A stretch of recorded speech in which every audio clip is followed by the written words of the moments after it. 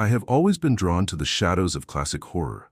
Writers like Robert Louis Stevenson, Bram Stoker, and Mary Shelley filled my imagination with whispers of old secrets and forbidden experiments, tales that still echo in the quiet hours of the night. That fascination became Whispers After Dark, where timeless stories and original horrors come to life in a voice meant for the dark. Tonight, we walk the fog-draped streets of Victorian London, where danger hides behind polished doors and secrets fester under flickering lamplight. It is here that the line between man and monster will break, in the story of Dr. Henry Jekyll and the shadow that bore his name.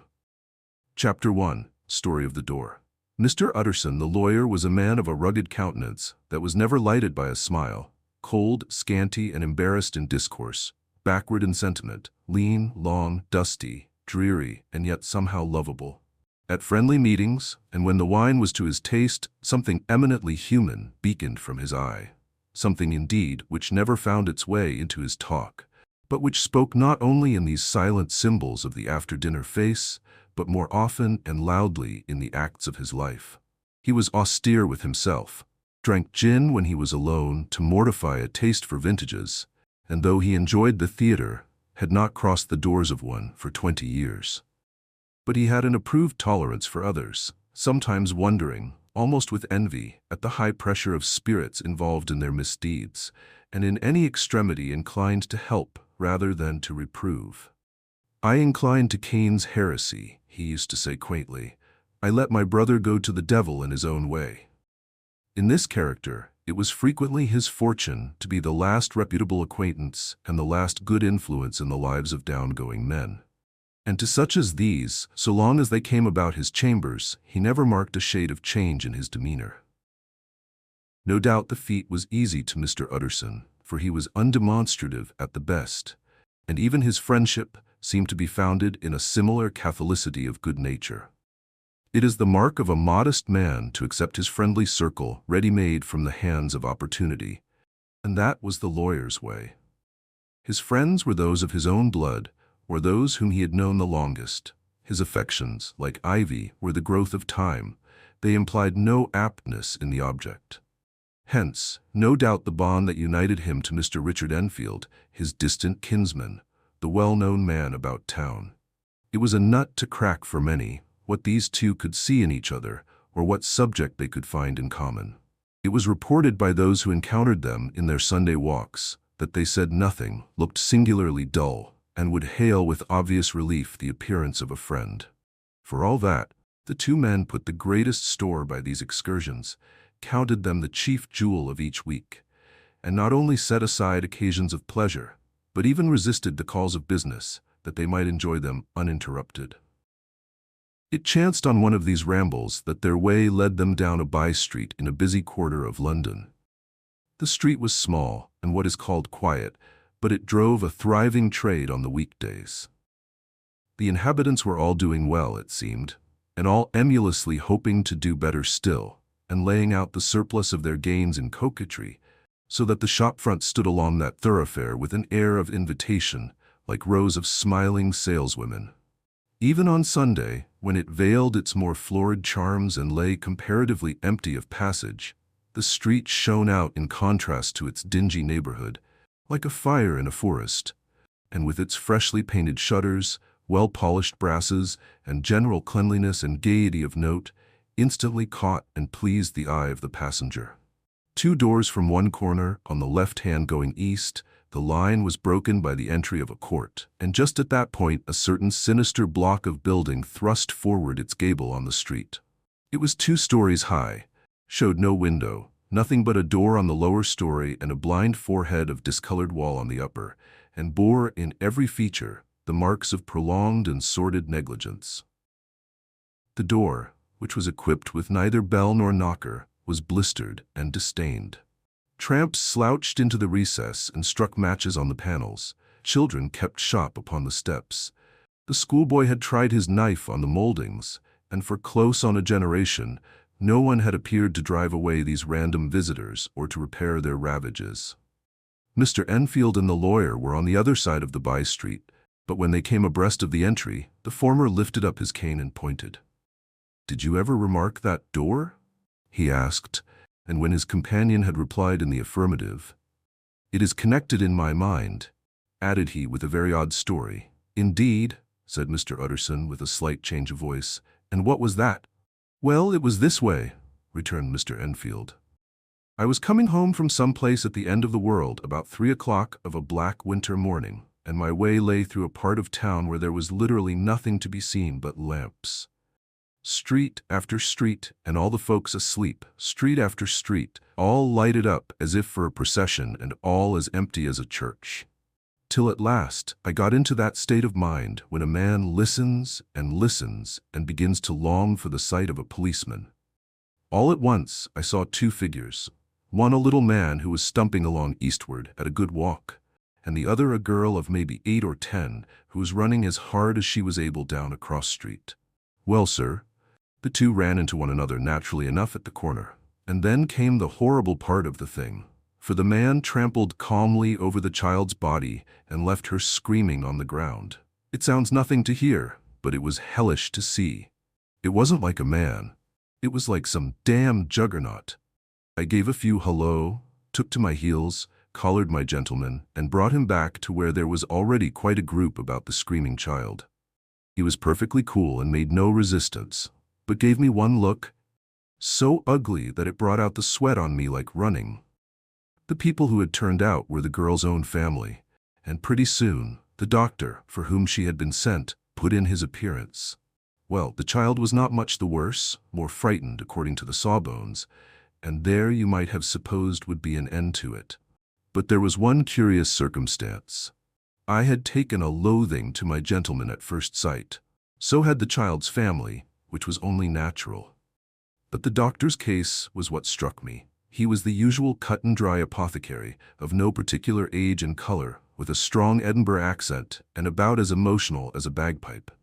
Well, sir, he was like the rest of us. Every time he looked at my prisoner, I saw that sawbones turn sick and white with the desire to kill him. I knew what was in his mind, just as he knew what was in mine, and killing being out of the question, we did the next best. We told the man we could and would make such a scandal out of this as should make his name stink from one end of London to the other. If he had any friends or any credit, we undertook that he should lose them. And all the time, as we were pitching it in red hot, we were keeping the women off him as best we could, for they were as wild as harpies. I never saw a circle of such hateful faces, and there was the man in the middle, with a kind of black sneering coolness, frightened too, I could see that, but carrying it off, sir, really like Satan.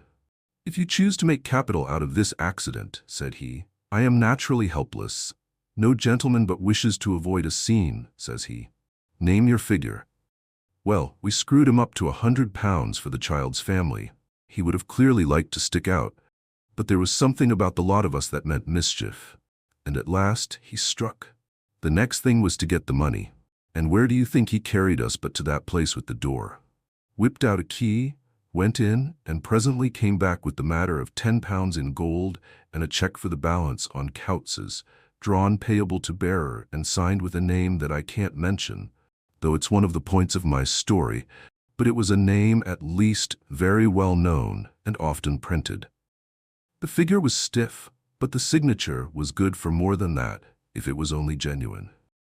I took the liberty of pointing out to my gentleman that the whole business looked apocryphal, and that a man does not, in real life, walk into a cellar door at 4 in the morning and come out with another man's cheque for close upon £100.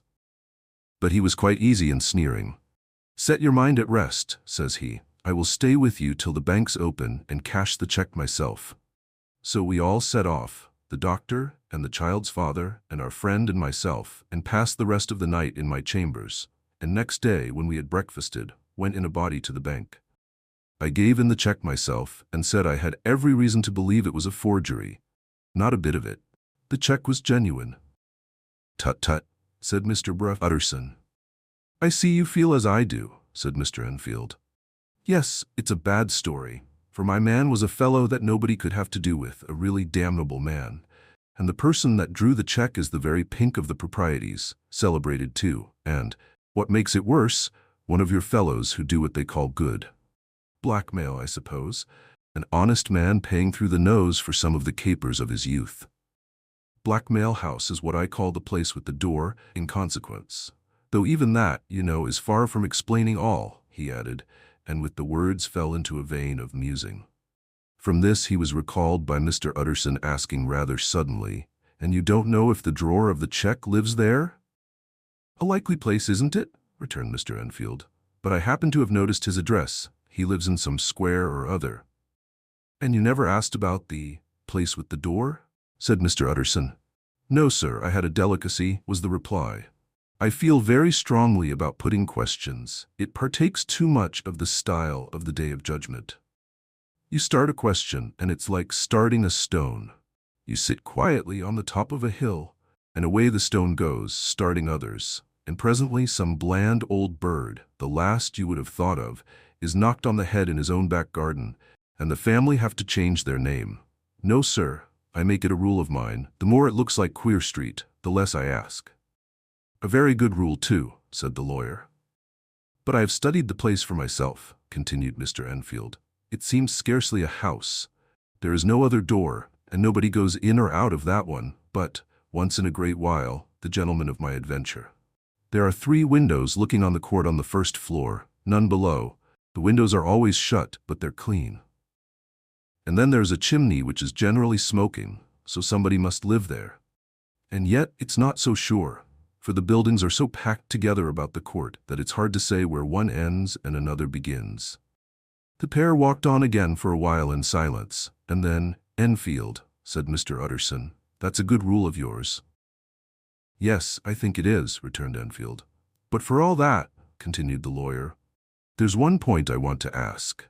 I want to ask the name of that man who walked over the child." "Well," said Mr. Enfield, "I can't see what harm it would do. It was a man of the name of Hyde." Said Mr. Utterson. "What sort of a man is he to see? He is not easy to describe.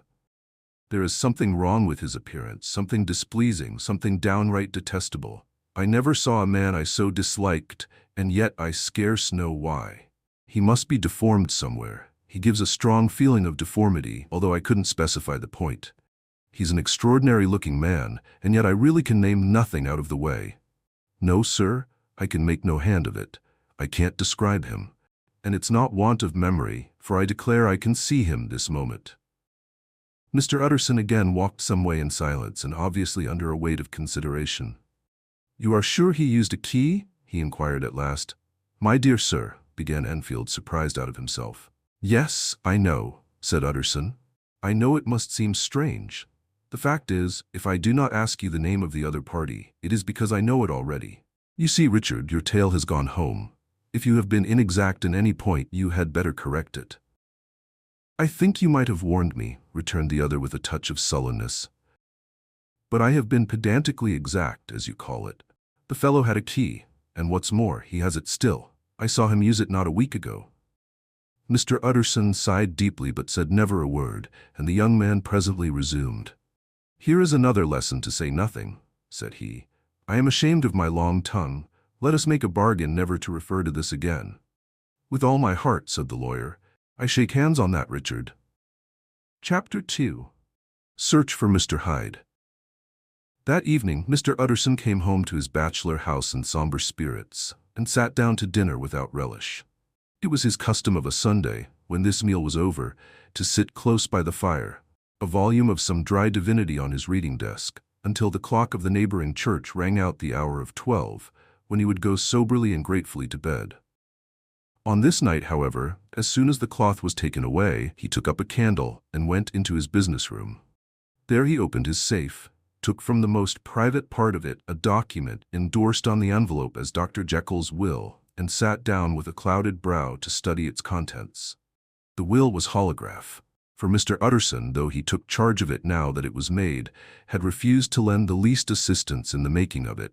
It provided not only that, in case of the decease of Henry Jekyll, M.D., D.C.L., LL.D., F.R.S., etc., all his possessions were to pass into the hands of his friend and benefactor, Edward Hyde, but that in case of Dr. Jekyll's disappearance or unexplained absence for any period exceeding 3 calendar months, the said Edward Hyde should step into the said Henry Jekyll's shoes without further delay, and free from any burden or obligation beyond the payment of a few small sums to the members of the doctor's household. This document had long been the lawyer's eyesore. It offended him both as a lawyer and as a lover of the sane and customary sides of life, to whom the fanciful was the immodest. And hitherto it was his ignorance of Mr. Hyde that had swelled his indignation. Now, by a sudden turn, it was his knowledge. It was already bad enough when the name was but a name of which he could learn no more. It was worse when it began to be clothed upon with detestable attributes, and out of the shifting, insubstantial mists that had so long baffled his eye, there leaped up the sudden, definite presentment of a fiend. "I thought it was madness," he said, as he replaced the obnoxious paper in the safe, "and now I begin to fear it is disgrace." With that he blew out his candle, put on a greatcoat, and set forth in the direction of Cavendish Square, that citadel of medicine, where his friend, the great Dr. Lanyon, had his house and received his crowding patients.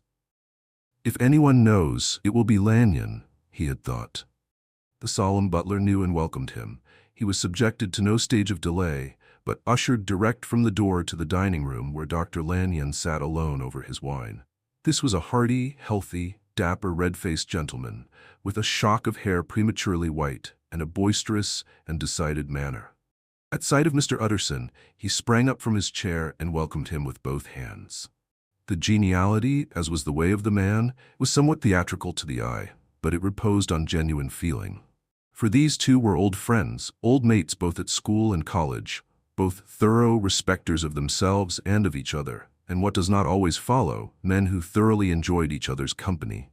After a little rambling talk, the lawyer led up to the subject which so disagreeably preoccupied his mind. "I suppose, Lanyon," said he, "you and I must be the two oldest friends that Henry Jekyll has?" "I wish the friends were younger," chuckled Dr. Lanyon, "but I suppose we are.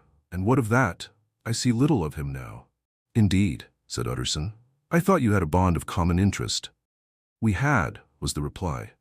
"But it is more than 10 years since Henry Jekyll became too fanciful for me. He began to go wrong in mind, and though of course I continue to take an interest in him for old sake's sake, as they say, I see and I have seen devilish little of the man." "Such unscientific balderdash," added the doctor, flushing suddenly purple, "would have estranged Damon and Pythias." This little spirit of temper was somewhat of a relief to Mr. Utterson. They have only differed on some point of science, he thought, and being a man of no scientific passions except in the matter of conveyancing, he even added, "It is nothing worse than that." He gave his friend a few seconds to recover his composure and then approached the question he had come to put. "Did you ever come across a protégé of his, one Hyde?" he asked. "Hyde?" repeated Lanyon. "No, never heard of him, since my time."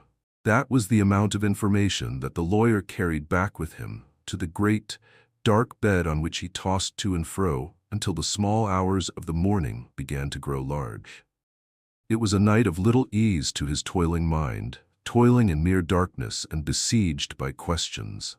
6 o'clock struck on the bells of the church that was so conveniently near to Mr. Utterson's dwelling, and still he was digging at the problem.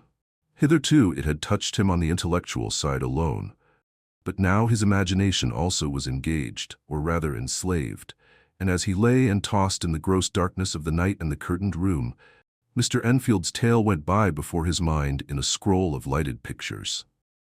He would be aware of the great field of lamps of a nocturnal city, then of the figure of a man walking swiftly, then of a child running from the doctor's, and then these met, and that human juggernaut trod the child down and passed on regardless of her screams. Or else he would see a room in a rich house where his friend lay asleep, dreaming and smiling at his dreams, and then the door of that room would be opened, the curtains of the bed plucked apart, the sleeper recalled, and lo, there would stand by his side a figure to whom power was given, and even at that dead hour he must rise and do its bidding. The figure in these two phases haunted the lawyer all night, and if at any time he dozed over, it was but to see it glide more stealthily through sleeping houses, or move the more swiftly and still the more swiftly, even to dizziness, through wider labyrinths of lamp-lighted city, and at every street corner crush a child and leave her screaming. and still the figure had no face by which he might know it. Even in his dreams, it had no face, or one that baffled him and melted before his eyes. And thus it was that there sprang up and grew apace in the lawyer's mind a singularly strong, almost an inordinate, curiosity to behold the features of the real Mr. Hyde. If he could but once set eyes on him, he thought the mystery would lighten and perhaps roll altogether away, as was the habit of mysterious things when well examined. He might see a reason for his friend's strange preference or bondage, call it which you please, and even for the startling clause of the will. At least it would be a face worth seeing, the face of a man who was without bowels of mercy, a face which had but to show itself to raise up in the mind of the unimpressionable Enfield a spirit of enduring hatred. From that time forward, Mr. Utterson began to haunt the door in the by-street of shops. In the morning before office hours, at noon when business was plenty and time scarce, at night under the face of the fogged city moon, by all lights and at all hours of solitude or concourse, the lawyer was to be found on his chosen post. If he be Mr. Hyde, he had thought, I shall be Mr. Seek. And at last his patience was rewarded. It was a fine dry night, frost in the air, the streets as clean as a ballroom floor, the lamps unshaken by any wind, drawing a regular pattern of light and shadow. By 10 o'clock, when the shops were closed, the by-street was very solitary, and in spite of the low growl of London from all round, very silent. Small sounds carried far. Domestic sounds out of the houses were clearly audible on either side of the roadway, and the rumor of the approach of any passenger preceded him by a long time. Mr. Utterson had been some minutes at his post when he was aware of an odd light footstep drawing near. In the course of his nightly patrols, he had long grown accustomed to the quaint effect with which the footfalls of a single person, while he is still a great way off, suddenly spring out distinct from the vast hum and clatter of the city. Yet his attention had never before been so sharply and decisively arrested, and it was with a strong, superstitious prevision of success that he withdrew into the entry of the court.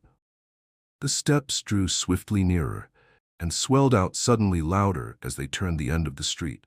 The lawyer, looking forth from the entry, could soon see what manner of man he had to deal with. He was small and very plainly dressed, and the look of him, even at that distance, went somehow strongly against the watcher's inclination. But he made straight for the door, crossing the roadway to save time, and as he came, he drew a key from his pocket like one approaching home. Mr. Utterson stepped out and touched him on the shoulder as he passed. "Mr. Hyde, I think?" Mr. Hyde shrank back with a hissing intake of the breath. But his fear was only momentary, and though he did not look the lawyer in the face, he answered coolly enough, "That is my name. What do you want?" "I see you are going in," returned the lawyer. "I am an old friend of Dr. Jekyll's, Mr. Utterson of Gaunt Street. You must have heard of my name, and meeting you so conveniently, I thought you might admit me." "You will not find Dr. Jekyll. He is from home," replied Mr. Hyde, blowing in the key. And then suddenly, but still without looking up, "How did you know me?" he asked. "On your side," said Mr. Utterson. "Will you do me a favor?" "With pleasure," replied the other. "What shall it be?" "Will you let me see your face?" asked the lawyer. Mr. Hyde appeared to hesitate, and then, as if upon some sudden reflection, fronted about with an air of defiance, and the pair stared at each other pretty fixedly for a few seconds. "Now I shall know you again," said Mr. Utterson. "It may be useful." "Yes," returned Mr. Hyde, "it is as well we have met, and à propos, you should have my address." And he gave a number of a street in Soho. "Good God!" thought Mr. Utterson, "can he too have been thinking of the will?" But he kept his feelings to himself and only grunted in acknowledgment of the address. "And now," said the other, "how did you know me?" "By description," was the reply. "Whose description?" "We have common friends," said Mr. Utterson. "Common friends," echoed Mr. Hyde, a little hoarsely. "Who are they?" "Jekyll, for instance," said the lawyer. "He never told you," cried Mr. Hyde with a flush of anger. "I did not think you would have lied." "Come," said Mr. Utterson, "that is not fitting language." The other snarled aloud into a savage laugh, and the next moment, with extraordinary quickness, he had unlocked the door and disappeared into the house. The lawyer stood a while when Mr. Hyde had left him, the picture of disquietude. Then he began slowly to mount the street, pausing every step or two, and putting his hand to his brow like a man in mental perplexity. The problem he was thus debating as he walked was one of a class that is rarely solved. Mr. Hyde was pale and dwarfish. He gave an impression of deformity without any nameable malformation. He had a displeasing smile. He had borne himself to the lawyer with a sort of murderous mixture of timidity and boldness, and he spoke with a husky, whispering and somewhat broken voice. All these were points against him, but not all of these together could explain the hitherto unknown disgust, loathing, and fear with which Mr. Utterson regarded him. "There must be something else," said the perplexed gentleman. "There is something more, if I could find a name for it. God bless me, the man seems hardly human. Something troglodytic, shall we say? Or can it be the old story of Dr. Fell? Or is it the mere radiance of a foul soul that thus transpires through and transfigures its clay continent? The last, I think, for, oh my poor old Harry Jekyll, if ever I read Satan's signature upon a face, it is on that of your new friend." Round the corner from the by-street, there was a square of ancient, handsome houses, now for the most part decayed from their high estate and let in flats and chambers to all sorts and conditions of men.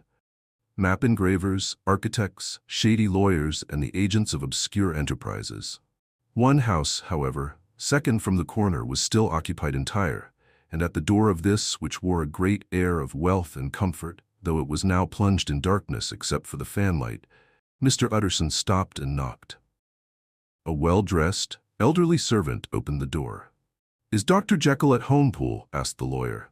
"I will see Mr. Utterson," said Poole, admitting the visitor as he spoke into a large, low-roofed, comfortable hall paved with flags, warmed, after the fashion of a country house, by a bright, open fire, and furnished with costly cabinets of oak.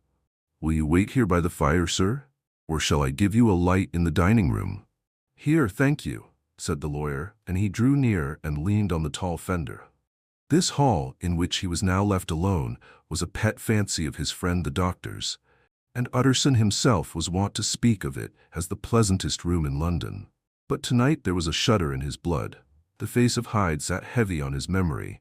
He felt, what was rare with him, a nausea and distaste of life, and in the gloom of his spirits he seemed to read a menace in the flickering of the firelight on the polished cabinets and the uneasy starting of the shadow on the roof.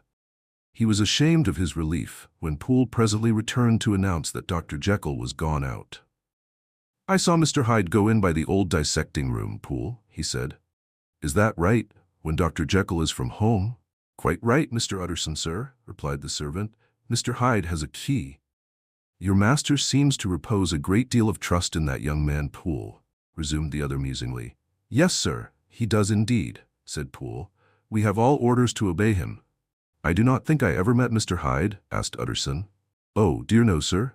He never dines here," replied the butler. "Indeed, we see very little of him on this side of the house. He mostly comes and goes by the laboratory. Well, good night, Poole." "Good night, Mr. Utterson." And the lawyer set out homeward with a very heavy heart. "Poor Harry Jekyll," he thought. "My mind misgives me he is in deep waters. He was wild when he was young, a long while ago to be sure. But in the law of God there is no statute of limitations. It must be that, the ghost of some old sin, the cancer of some concealed disgrace, punishment coming, pede claudo, years after memory has forgotten and self-love condoned the fault." And the lawyer, scared by the thought, brooded a while on his own past, groping in all the corners of memory, lest by chance some jack-in-the-box of an old iniquity should leap to light there. His past was fairly blameless. Few men could read the rolls of their life with less apprehension. Yet he was humbled to the dust by the many ill things he had done, and raised up again into a sober and fearful gratitude by the many he had come so near to doing yet avoided. And then, by a return on his former subject, he conceived a spark of hope. This Master Hyde, if he were studied, thought he, must have secrets of his own, black secrets by the look of him, secrets compared to which poor Jekyll's worst would be like sunshine. Things cannot continue as they are. It turns me cold to think of this creature stealing like a thief to Harry's bedside. Poor Harry, what awakening! And the danger of it, for if this Hyde suspects the existence of the will, he may grow impatient to inherit. I must put my shoulders to the wheel. If Jekyll will but let me," he added, "if Jekyll will only let me." For once more he saw before his mind's eye, as clear as transparency, the strange clauses of the will. Chapter 3. Dr. Jekyll was quite at ease. A fortnight later, by excellent good fortune, the doctor gave one of his pleasant dinners to some 5 or 6 old cronies, all intelligent, reputable men, and all judges of good wine. And Mr. Utterson so contrived that he remained behind after the others had departed. This was no new arrangement, but a thing that had befallen many scores of times. Where Utterson was liked, he was liked well. Hosts loved to detain the dry lawyer when the light-hearted and loose-tongued had already their foot on the threshold. They liked to sit a while in his unobtrusive company, practicing for solitude, sobering their minds in the man's rich silence after the expense and strain of gaiety.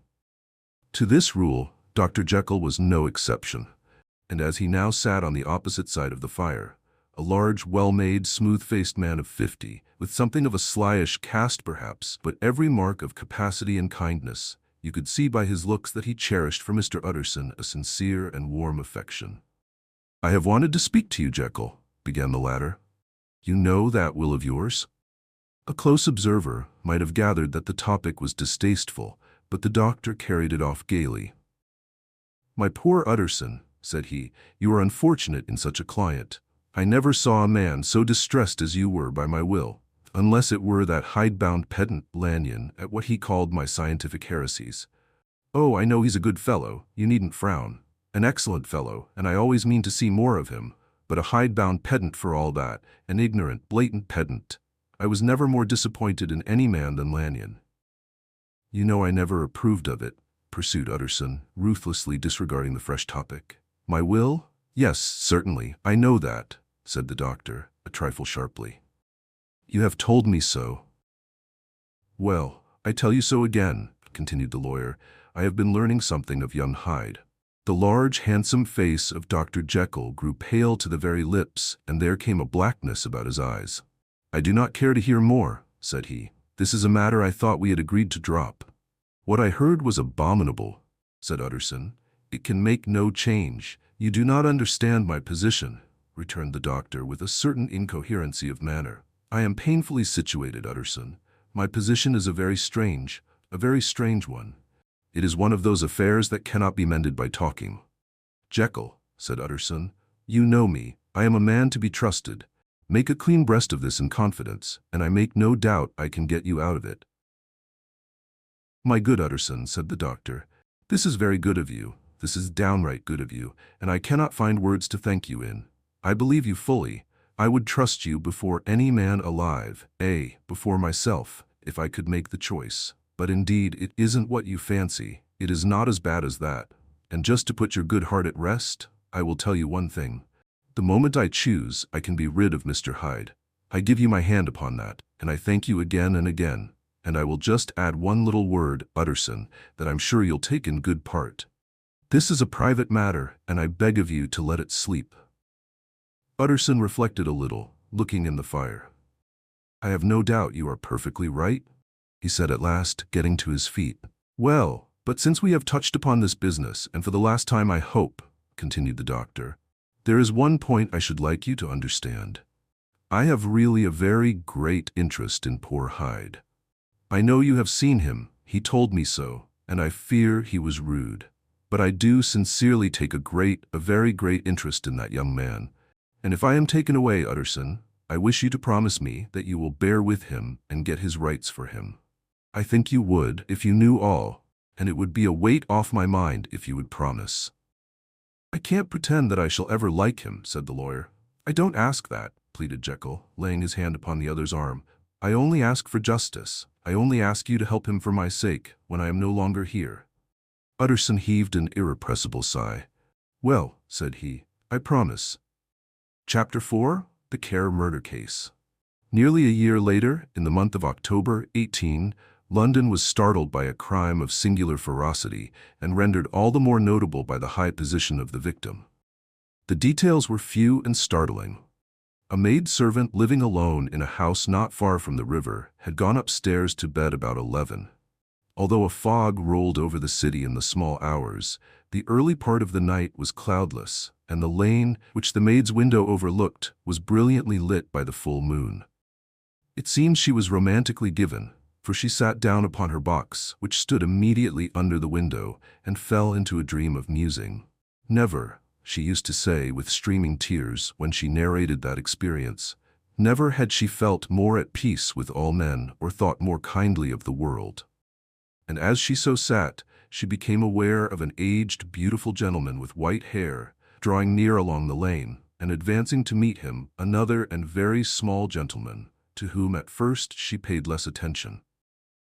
When they had come within speech, which was just under the maid's eyes, the older man bowed and accosted the other with a very pretty manner of politeness. It did not seem as if the subject of his address were of great importance. Indeed, from his pointing, it sometimes appeared as if he were only inquiring his way, but the moon shone on his face as he spoke, and the girl was pleased to watch it. It seemed to breathe such an innocent and old-world kindness of disposition, yet with something high too, as of a well-founded self-content. Presently her eye wandered to the other, and she was surprised to recognize in him a certain Mr. Hyde, who had once visited her master, and for whom she had conceived a dislike. He had in his hand a heavy cane, with which he was trifling, but he answered never a word, and seemed to listen with an ill-contained impatience. And then all of a sudden he broke out in a great flame of anger, stamping with his foot, brandishing the cane, and carrying on, as the maid described it, like a madman. The old gentleman took a step back, with the air of one very much surprised and a trifle hurt, and at that Mr. Hyde broke out of all bounds and clubbed him to the earth. And next moment, with ape-like fury, he was trampling his victim under foot and hailing down a storm of blows, under which the bones were audibly shattered and the body jumped upon the roadway. At the horror of these sights and sounds, the maid fainted. It was 2 o'clock when she came to herself and called for the police. The murderer was gone long ago, but there lay his victim in the middle of the lane, incredibly mangled. The stick with which the deed had been done, although it was of some rare and very tough and heavy wood, had broken in the middle under the stress of this insensate cruelty, and one splintered half had rolled in the neighboring gutter. The other, without doubt, had been carried away by the murderer. A purse and gold watch were found upon the victim, but no cards or papers except a sealed and stamped envelope, which he had been probably carrying to the post, and which bore the name and address of Mr. Utterson. This was brought to the lawyer the next morning, before he was out of bed, and he had no sooner seen it and been told the circumstances than he shot out a solemn lip. "I shall say nothing till I have seen the body," said he. "This may be very serious. Have the kindness to wait while I dress." And with the same grave countenance he hurried through his breakfast and drove to the police station, whither the body had been carried. As soon as he came into the cell, he nodded. "Yes," said he, "I recognize him. I am sorry to say that this is Sir Danvers Carew." "Good God, sir!" exclaimed the officer. "Is it possible?" And the next moment his eye lighted up with professional ambition. "This will make a deal of noise," he said, "and perhaps you can help us to the man." And he briefly narrated what the maid had seen and showed the broken stick. Mr. Utterson had already quailed at the name of Hyde, but when the stick was laid before him, he could doubt no longer. Broken and battered as it was, he recognized it for one that he had himself presented many years before to Henry Jekyll. "Is this Mr. Hyde a person of small stature?" he inquired. "Particularly small and particularly wicked-looking is what the maid calls him," said the officer. Mr. Utterson reflected, and then, raising his head, "If you will come with me in my cab," he said, "I think I can take you to his house." It was by this time about 9 in the morning, and the first fog of the season.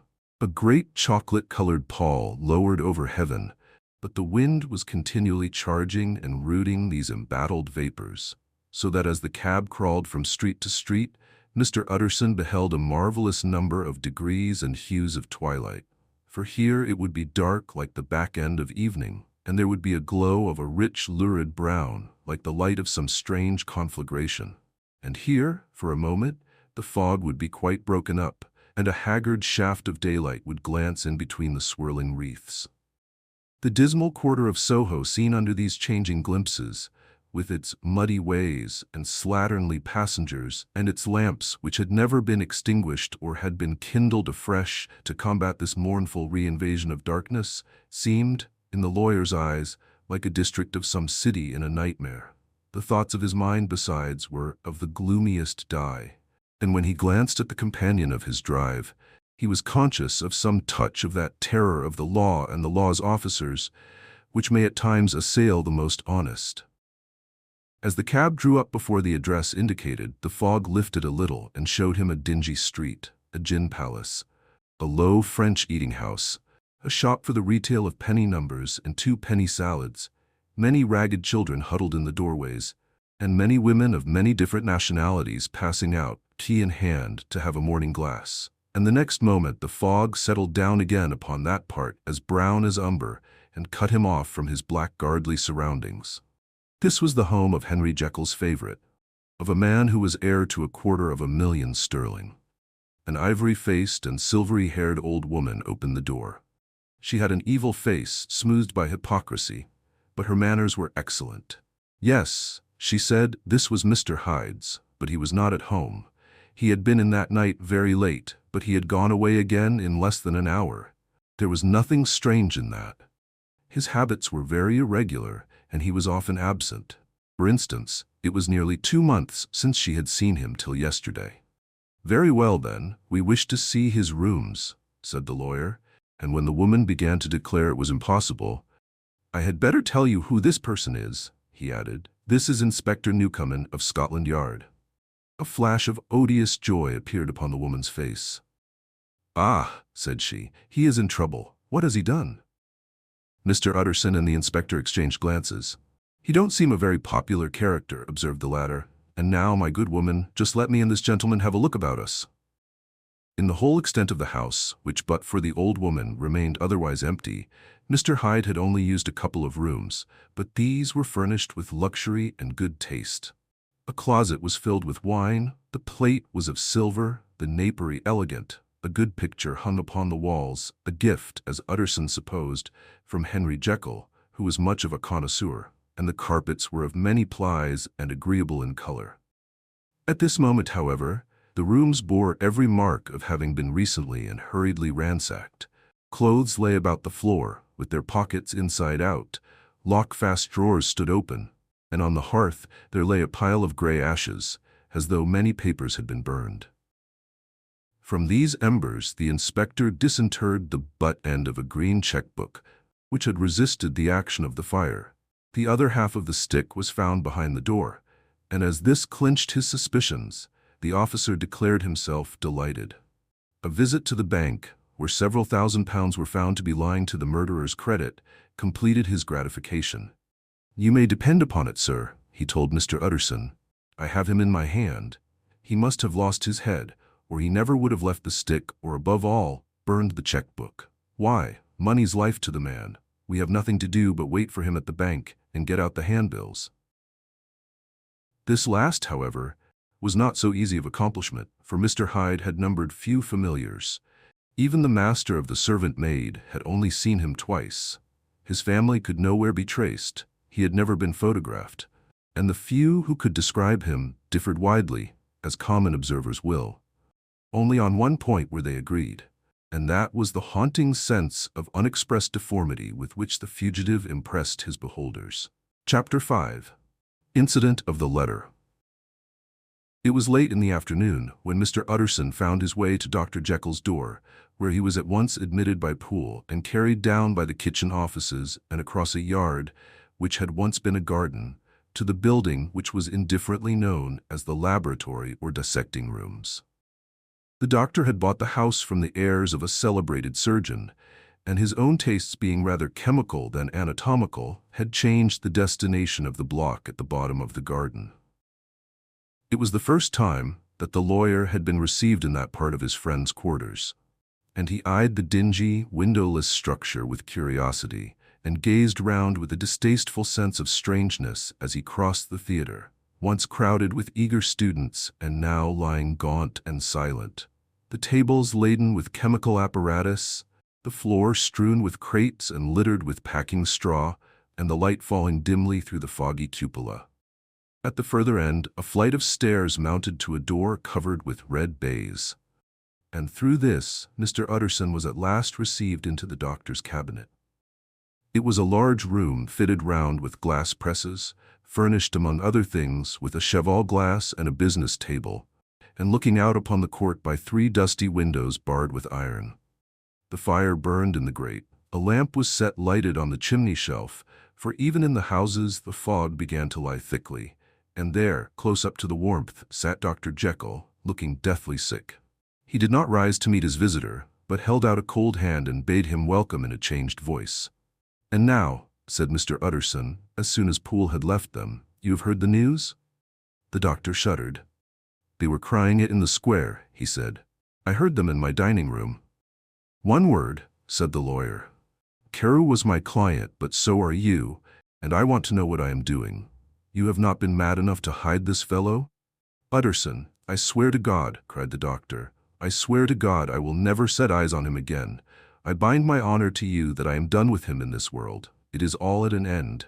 And indeed he does not want my help. You do not know him as I do. He is safe, he is quite safe. Mark my words, he will never more be heard of." The lawyer listened gloomily. He did not like his friend's feverish manner. "You seem pretty sure of him," said he, "and for your sake I hope you may be right. If it came to a trial, your name might appear." "I am quite sure of him," replied Jekyll. "I have grounds for certainty that I cannot share with anyone. But there is one thing on which you may advise me. I have received a letter, and I am at a loss whether I should show it to the police. I should like to leave it in your hands, Utterson. You would judge wisely, I am sure. I have so great a trust in you." "You fear, I suppose, that it might lead to his detection?" asked the lawyer. "No," said the other. "I cannot say that I care what becomes of Hyde. I am quite done with him. I was thinking of my own character, which this hateful business has rather exposed." Utterson ruminated a while. He was surprised at his friend's selfishness, and yet relieved by it. "Well," said he, at last, "let me see the letter." The letter was written in an odd, upright hand, and signed Edward Hyde, and it signified briefly enough that the writer's benefactor, Dr. Jekyll, whom he had long so unworthily repaid for 1,000 generosities, need labor under no alarm for his safety, as he had means of escape on which he placed assured dependence. The lawyer liked this letter well enough. It put a better color on the intimacy than he had looked for, and he blamed himself for some of his past suspicions. "Have you the envelope?" he asked. "I burned it," replied Jekyll, "before I thought what I was about. But it bore no postmark. The note was handed in." "Shall I keep this and sleep upon it?" asked Utterson. "I wish you to judge for me entirely," was the reply.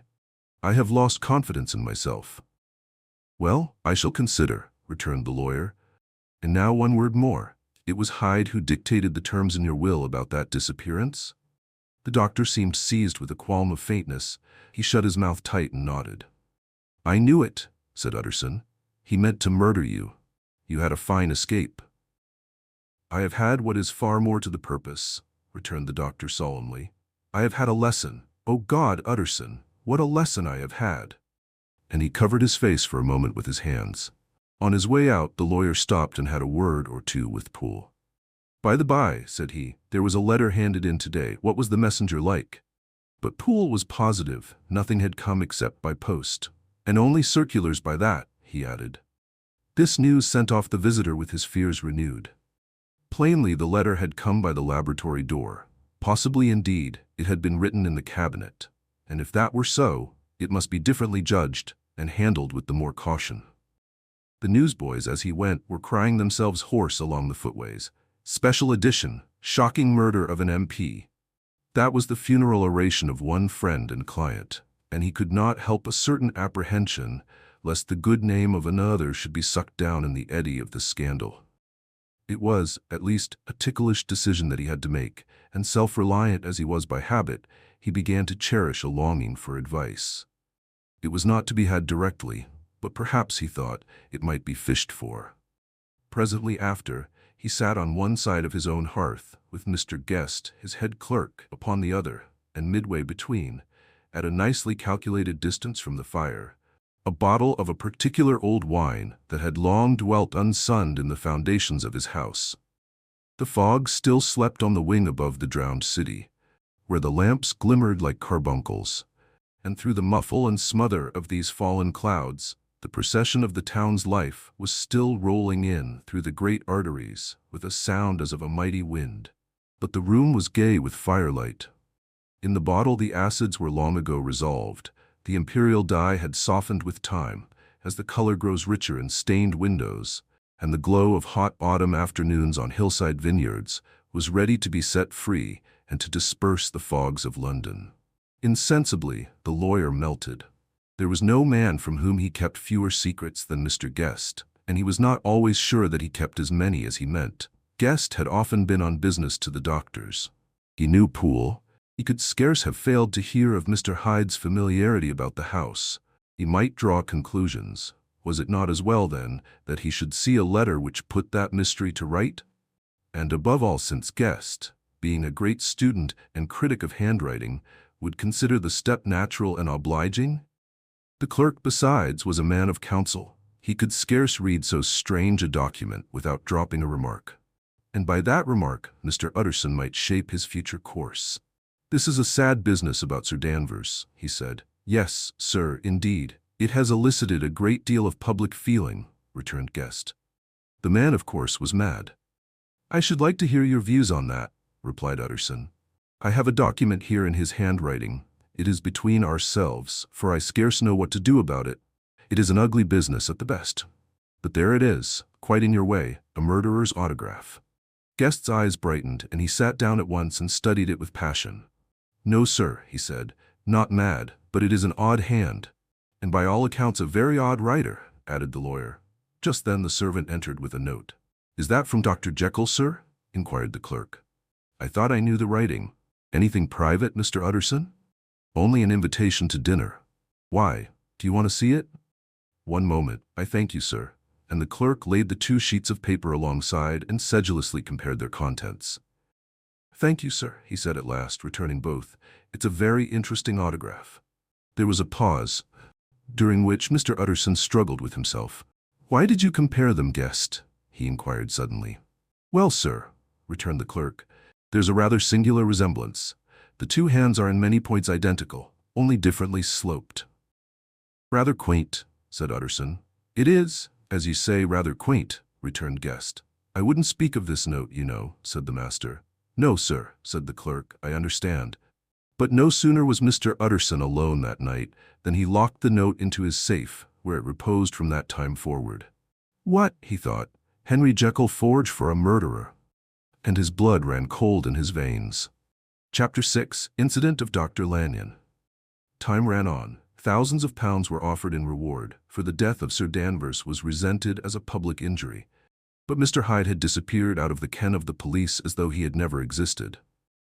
Much of his past was unearthed indeed, and all disreputable. Tales came out of the man's cruelty, at once so callous and violent, of his vile life, of his strange associates, of the hatred that seemed to have surrounded his career. But of his present whereabouts, not a whisper. From the time he had left the house in Soho on the morning of the murder, he was simply blotted out, and gradually, as time drew on, Mr. Utterson began to recover from the hotness of his alarm and to grow more at quiet with himself. The death of Sir Danvers was, to his way of thinking, more than paid for by the disappearance of Mr. Hyde. Now that that evil influence had been withdrawn, a new life began for Dr. Jekyll. He came out of his seclusion, renewed relations with his friends, became once more their familiar guest and entertainer, and whilst he had always been known for charities, he was now no less distinguished for religion. He was busy, he was much in the open air, he did good. His face seemed to open and brighten, as if with an inward consciousness of service. And for more than 2 months, the doctor was at peace. On the 8th of January, Utterson had dined at the doctor's with a small party. Lanyon had been there, and the face of the host had looked from one to the other, as in the old days when the trio were inseparable friends. On the 12th, and again on the 14th, the door was shut against the lawyer. The doctor was confined to the house, Poole said, and saw no one. On the 15th, he tried again and was again refused, and having now been used for the last 2 months to see his friend almost daily, he found this return of solitude to weigh upon his spirits. The 5th night he had a guest to dine with him, and the 6th he betook himself to Dr. Lanyon's. There at least he was not denied admittance, but when he came in he was shocked at the change which had taken place in the doctor's appearance. He had his death warrant written legibly upon his face. The rosy man had grown pale. His flesh had fallen away. He was visibly balder and older. And yet it was not so much these tokens of a swift physical decay that arrested the lawyer's notice, as a look in the eye and quality of manner that seemed to testify to some deep-seated terror of the mind. It was unlikely that the doctor should fear death, and yet that was what Utterson was tempted to suspect.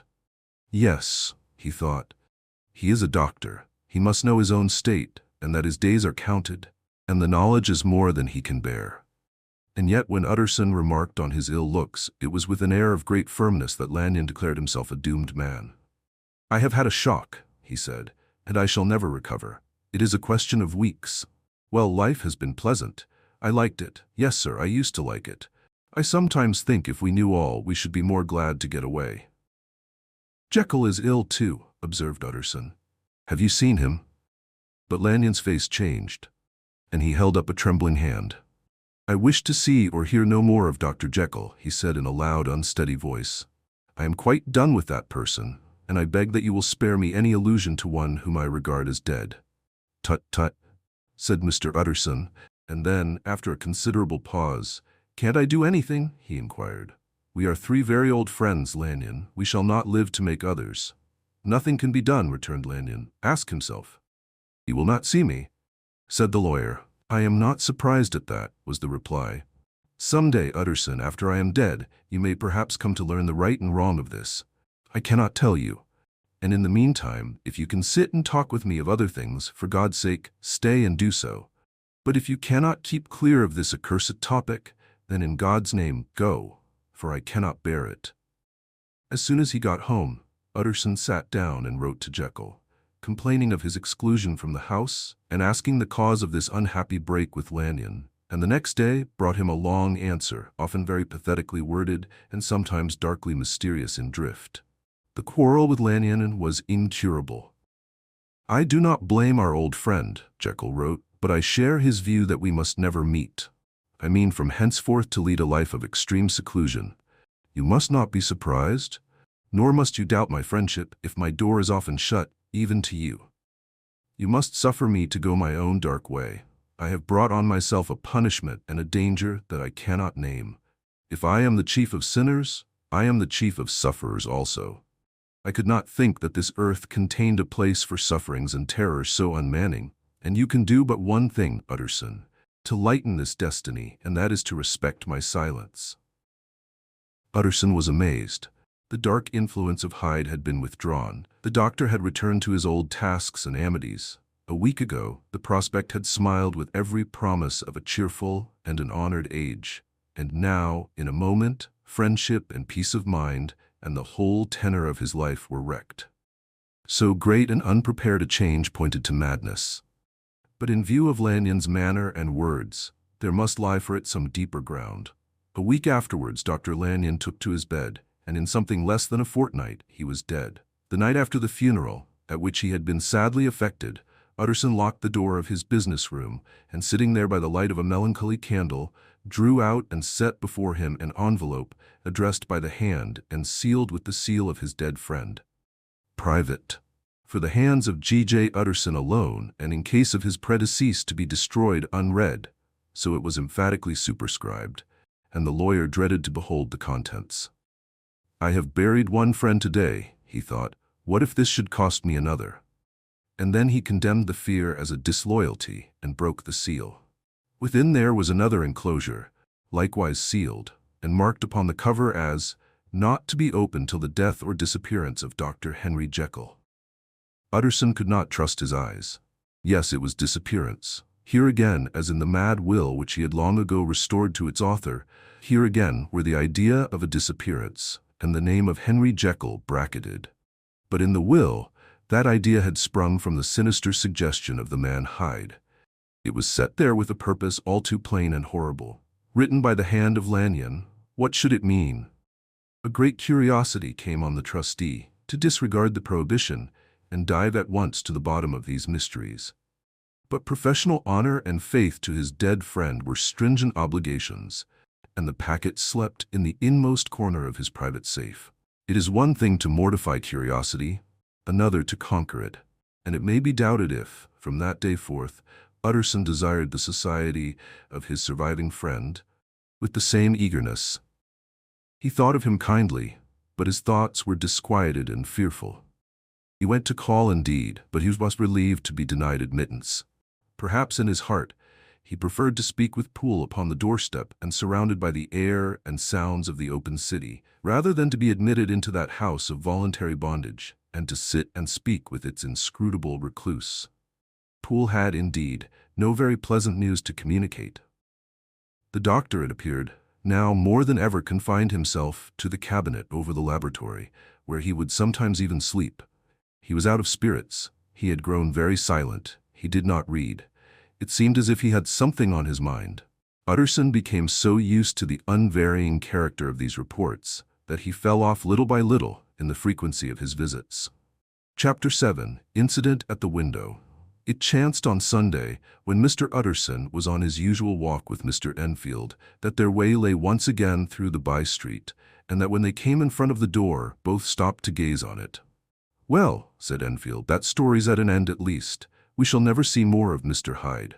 "I hope not," said Utterson. "Did I ever tell you that I once saw him and shared your feeling of repulsion?" "It was impossible to do the one without the other," returned Enfield. "And by the way, what an ass you must have thought me not to know that this was a back way to Dr. Jekyll's. It was partly your own fault that I found it out, even when I did." "So you found it out, did you?" said Utterson. "But if that be so, we may step into the court and take a look at the windows. To tell you the truth, I am uneasy about poor Jekyll. And even outside, I feel as if the presence of a friend might do him good." The court was very cool and a little damp and full of premature twilight, although the sky high up overhead was still bright with sunset. The middle one of the three windows was halfway open, and sitting close beside it, taking the air with an infinite sadness of mien, like some disconsolate prisoner, Utterson saw Dr. Jekyll. "What, Jekyll?" he cried. "I trust you are better." "I am very low, Utterson," replied the doctor drearily. "Very low. It will not last long, thank God." "You stay too much indoors," said the lawyer. "You should be out, whipping up the circulation like Mr. Enfield and me. This is my cousin, Mr. Enfield, Dr. Jekyll. Come now, get your hat and take a quick turn with us." "You are very good," sighed the other. "I should like to very much, but no, it is quite impossible. I dare not. But indeed, Utterson, I am very glad to see you. This is really a great pleasure. I would ask you and Mr. Enfield up, but the place is really not fit." "Why then," said the lawyer good-naturedly, "the best thing we can do is to stay down here and speak with you from where we are." "That is just what I was about to venture to propose," returned the doctor with a smile. But the words were hardly uttered before the smile was struck out of his face and succeeded by an expression of such abject terror and despair as froze the very blood of the two gentlemen below. They saw it, but for a glimpse, for the window was instantly thrust down. But that glimpse had been sufficient, and they turned and left the court without a word. In silence, too, they traversed the by-street, and it was not until they had come into a neighboring thoroughfare, where even upon a Sunday there were still some stirrings of life, that Mr. Utterson at last turned and looked at his companion. They were both pale, and there was an answering horror in their eyes. "God forgive us! God forgive us!" said Mr. Utterson. But Mr. Enfield only nodded his head very seriously and walked on once more in silence. Chapter 8. The Last Night. Mr. Utterson was sitting by his fireside one evening after dinner when he was surprised to receive a visit from Poole. "Bless me, Poole, what brings you here?" he cried, and then taking a second look at him. "What ails you?" he added. "Is the doctor ill?" "Mr. Utterson," said the man, "there is something wrong." "Take a seat, and here is a glass of wine for you," said the lawyer. "Now, take your time and tell me plainly what you want." "You know the doctor's ways, sir," replied Poole, "and how he shuts himself up. Well, he's shut up again in the cabinet, and I don't like it, sir. I wish I may die if I like it." "Mr. Utterson, sir, I'm afraid." "Now, my good man," said the lawyer, "be explicit. What are you afraid of?" "I've been afraid for about a week," returned Poole, doggedly disregarding the question, "and I can bear it no more." The man's appearance amply bore out his words. His manner was altered for the worse, and except for the moment when he had first announced his terror, he had not once looked the lawyer in the face. Even now, he sat with the glass of wine untasted on his knee and his eyes directed to a corner of the floor. "I can bear it no more," he repeated. "Come," said the lawyer. "I see you have some good reason, Poole. I see there is something seriously amiss. Try to tell me what it is." "I think there's been foul play," said Poole hoarsely. "Foul play," cried the lawyer, a good deal frightened and rather inclined to be irritated in consequence. "What foul play? What does the man mean?" "I daren't say, sir," was the answer. "But will you come along with me and see for yourself?" Mr. Utterson's only answer was to rise and get his hat and greatcoat, but he observed with wonder the greatness of the relief that appeared upon the butler's face, and perhaps with no less, that the wine was still untasted when he set it down to follow. It was a wild, cold, seasonable night of March, with a pale moon lying on her back as though the wind had tilted her, and flying wrack of the most diaphanous and lawny texture. The wind made talking difficult, and flecked the blood into the face. It seemed to have swept the streets unusually bare of passengers besides, for Mr. Utterson thought he had never seen that part of London so deserted. He could have wished it otherwise. Never in his life had he been conscious of so sharp a wish to see and touch his fellow creatures. For struggle as he might, there was borne in upon his mind a crushing anticipation of calamity.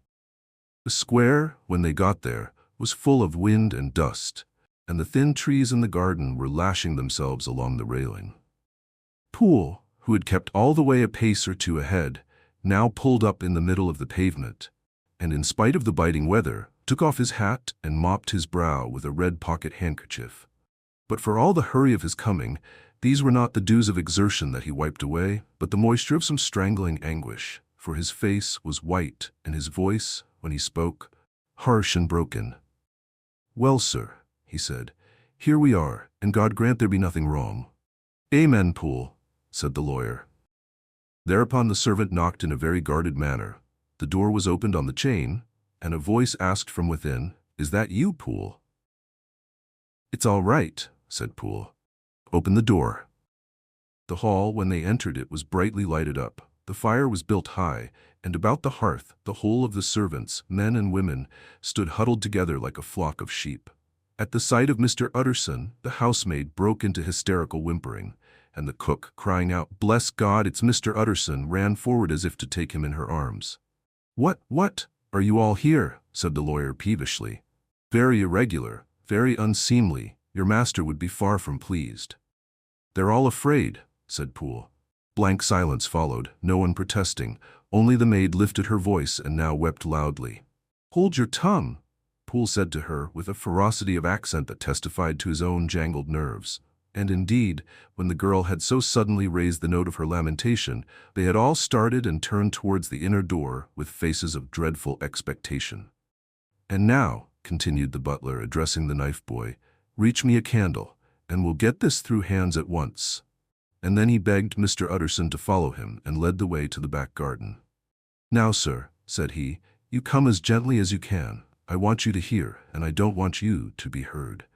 And see here, sir, if by any chance he was to ask you in, don't go." Mr. Utterson's nerves, at this unlooked-for termination, gave a jerk that nearly threw him from his balance. But he recollected his courage and followed the butler into the laboratory building, through the surgical theater, with its lumber of crates and bottles, to the foot of the stair. Here Poole motioned him to stand on one side and listen, while he himself, setting down the candle and making a great and obvious call on his resolution, mounted the steps and knocked with a somewhat uncertain hand on the red baize of the cabinet door. "Mr. Utterson, sir, asking to see you," he called, and even as he did so, once more violently signed to the lawyer to give ear. A voice answered from within. "Tell him I cannot see anyone," it said complainingly. "Thank you, sir," said Poole with a note of something like triumph in his voice, and taking up his candle, he led Mr. Utterson back across the yard and into the great kitchen, where the fire was out and the beetles were leaping on the floor. "Sir," he said, looking Mr. Utterson in the eyes, "was that my master's voice?" "It seems much changed," replied the lawyer, very pale, but giving look for look. "Changed? Well, yes, I think so," said the butler. "Have I been 20 years in this man's house, to be deceived about his voice? No, sir.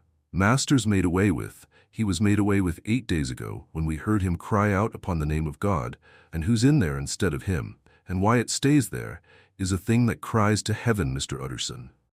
"This is a very strange tale, Poole." "This is rather a wild tale, my man," said Mr. Utterson, biting his finger.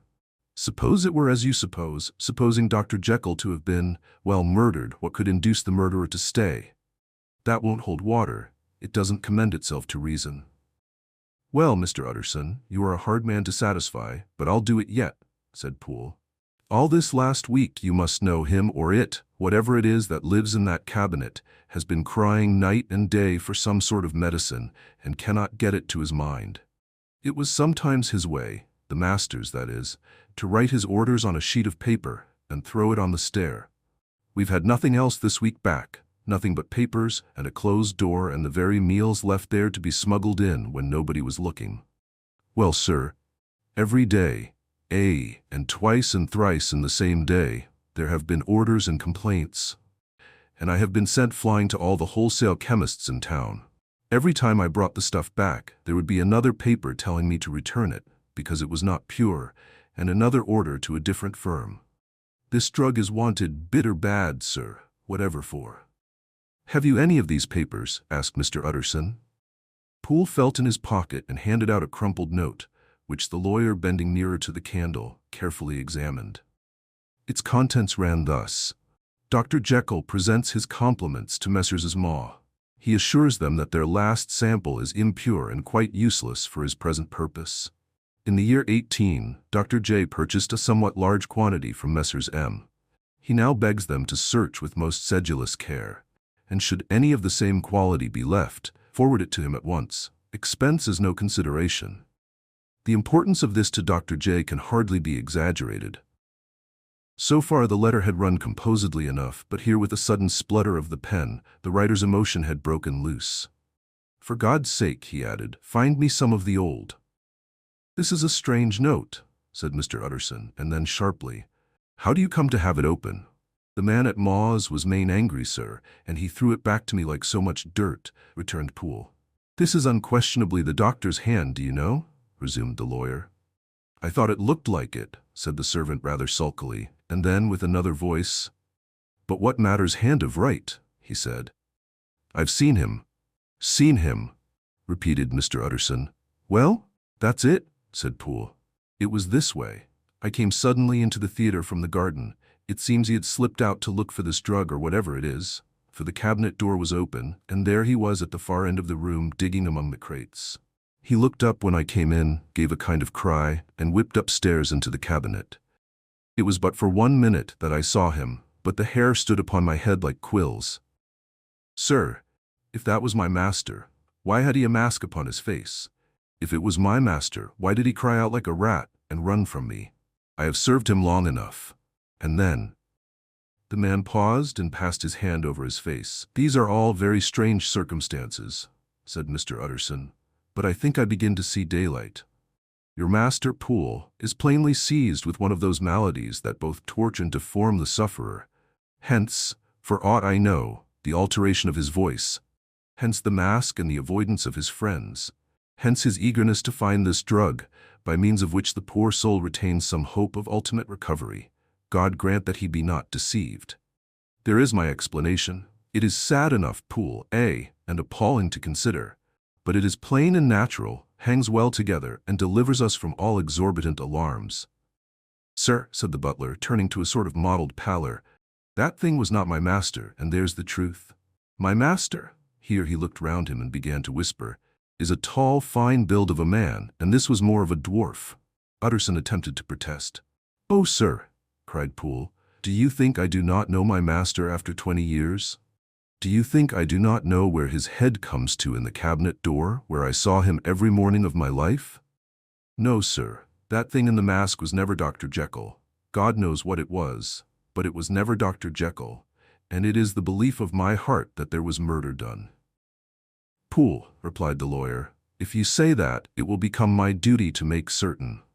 Much as I desire to spare your master's feelings, much as I am puzzled by this note which seems to prove him to be still alive, I shall consider it my duty to break in that door. Ah, Mr. Utterson, that's talking, cried the butler. And now comes the second question, resumed Utterson. Who is going to do it? Why, you and me, sir, was the undaunted reply. That's very well said, returned the lawyer, and whatever comes of it, I shall make it my business to see you are no loser. There is an axe in the theater, continued Poole, and you might take the kitchen poker for yourself. The lawyer took that rude but weighty instrument into his hand and balanced it. Do you know, Poole, he said, looking up, that you and I are about to place ourselves in a position of some peril? You may say so, sir, indeed, returned the butler. It is well, then, that we should be frank, said the other. We both think more than we have said. Let us make a clean breast. This masked figure that you saw, did you recognize it? Well, sir, it went so quick, and the creature was so doubled up that I could hardly swear to that, was the answer. But if you mean, was it Mr. Hyde? Why, yes, I think it was. You see, it was much of the same bigness, and it had the same quick, light way with it. And then who else could have got in by the laboratory door? You have not forgot, sir, that at the time of the murder he had still the key with him? But that's not all. I don't know, Mr. Utterson, if you ever met this Mr. Hyde? Yes, said the lawyer. I once spoke with him. Then you must know as well as the rest of us that there was something queer about that gentleman, something that gave a man a turn.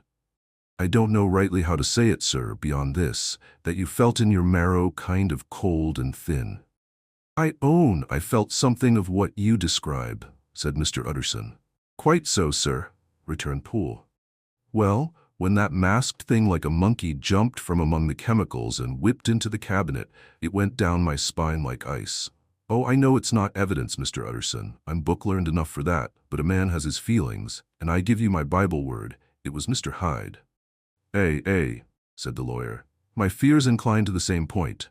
Evil, I fear, founded evil was sure to come of that connection. Truly, I believe you. I believe poor Harry is killed, and I believe his murderer, for what purpose God alone can tell, is still lurking in his victim's room. Well, let our name be Vengeance. Call Bradshaw. The footman came at the summons, very white and nervous. Pull yourself together, Bradshaw, said the lawyer. This suspense, I know, is telling upon all of you, but it is now our intention to make an end of it. Poole here and I are going to force our way into the cabinet.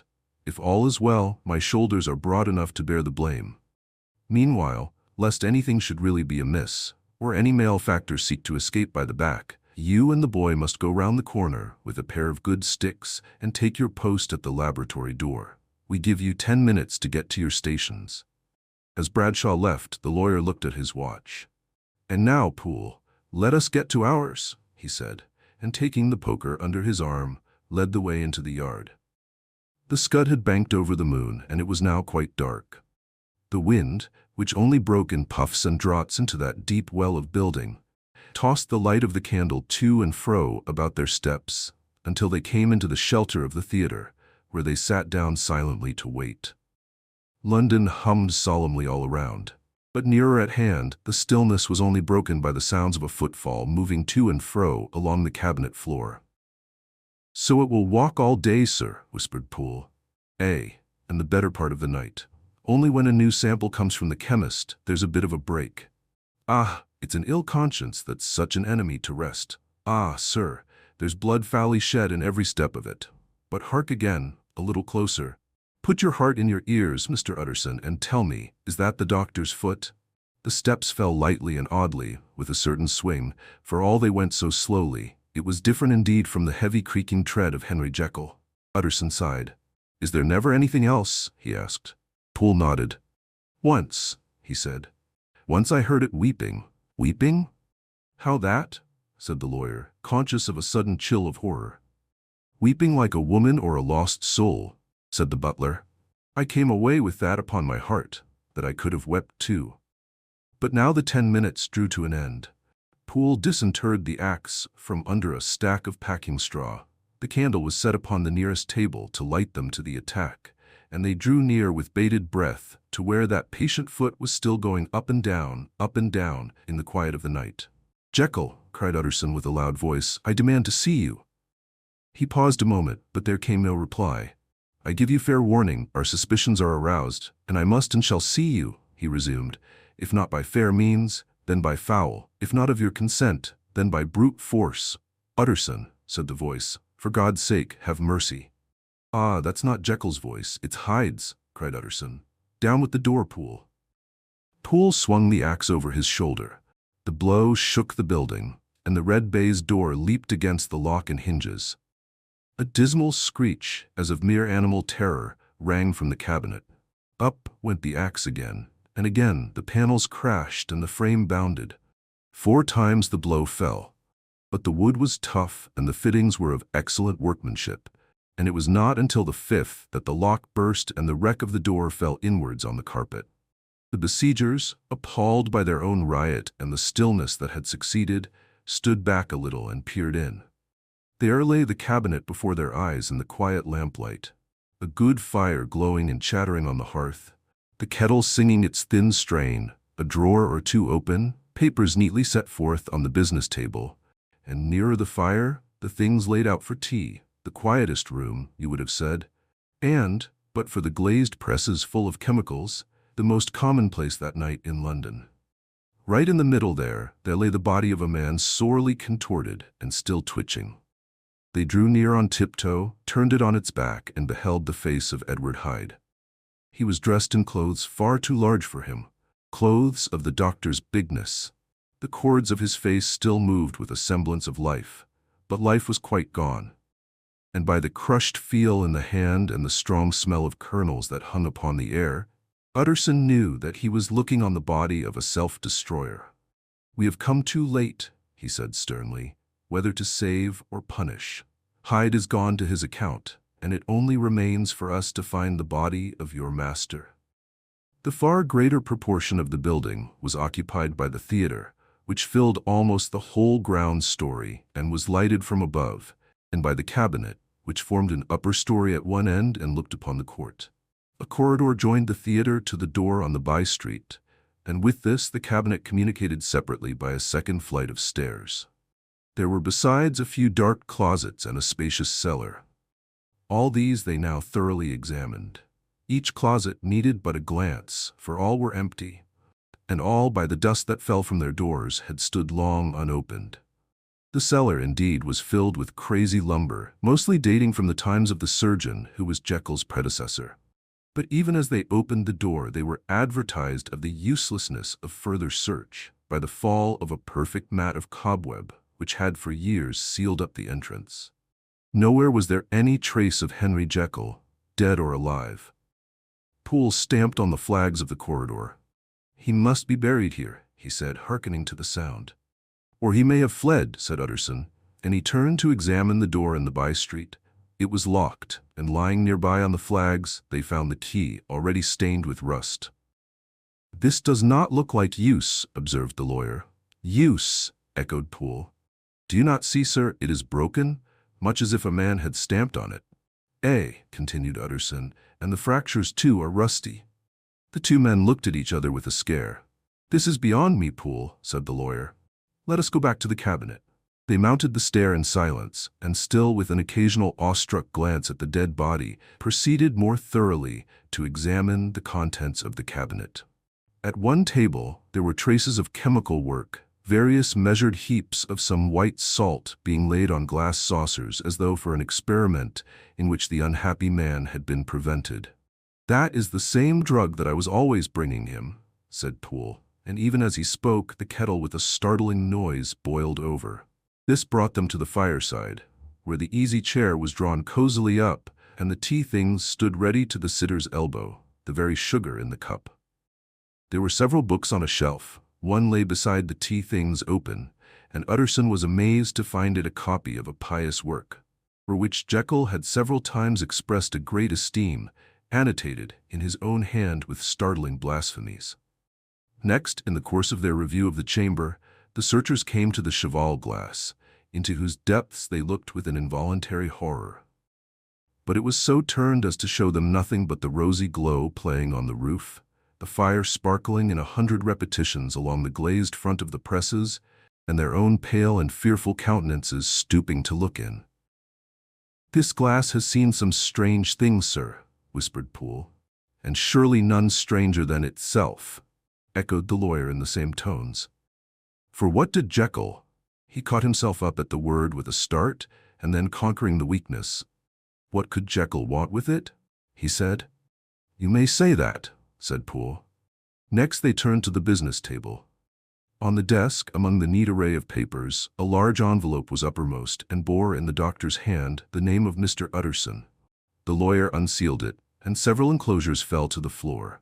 The first was a will, drawn in the same eccentric terms as the one which he had returned 6 months before, to serve as a testament in case of death, and as a deed of gift in case of disappearance. But in place of the name of Edward Hyde, the lawyer, with indescribable amazement, read the name of Gabriel John Utterson. He looked at Poole and then back at the paper, and last of all at the dead malefactor stretched upon the carpet. "My head goes round," he said. "He has been all these days in possession. He had no cause to like me. He must have raged to see himself displaced, and he has not destroyed this document."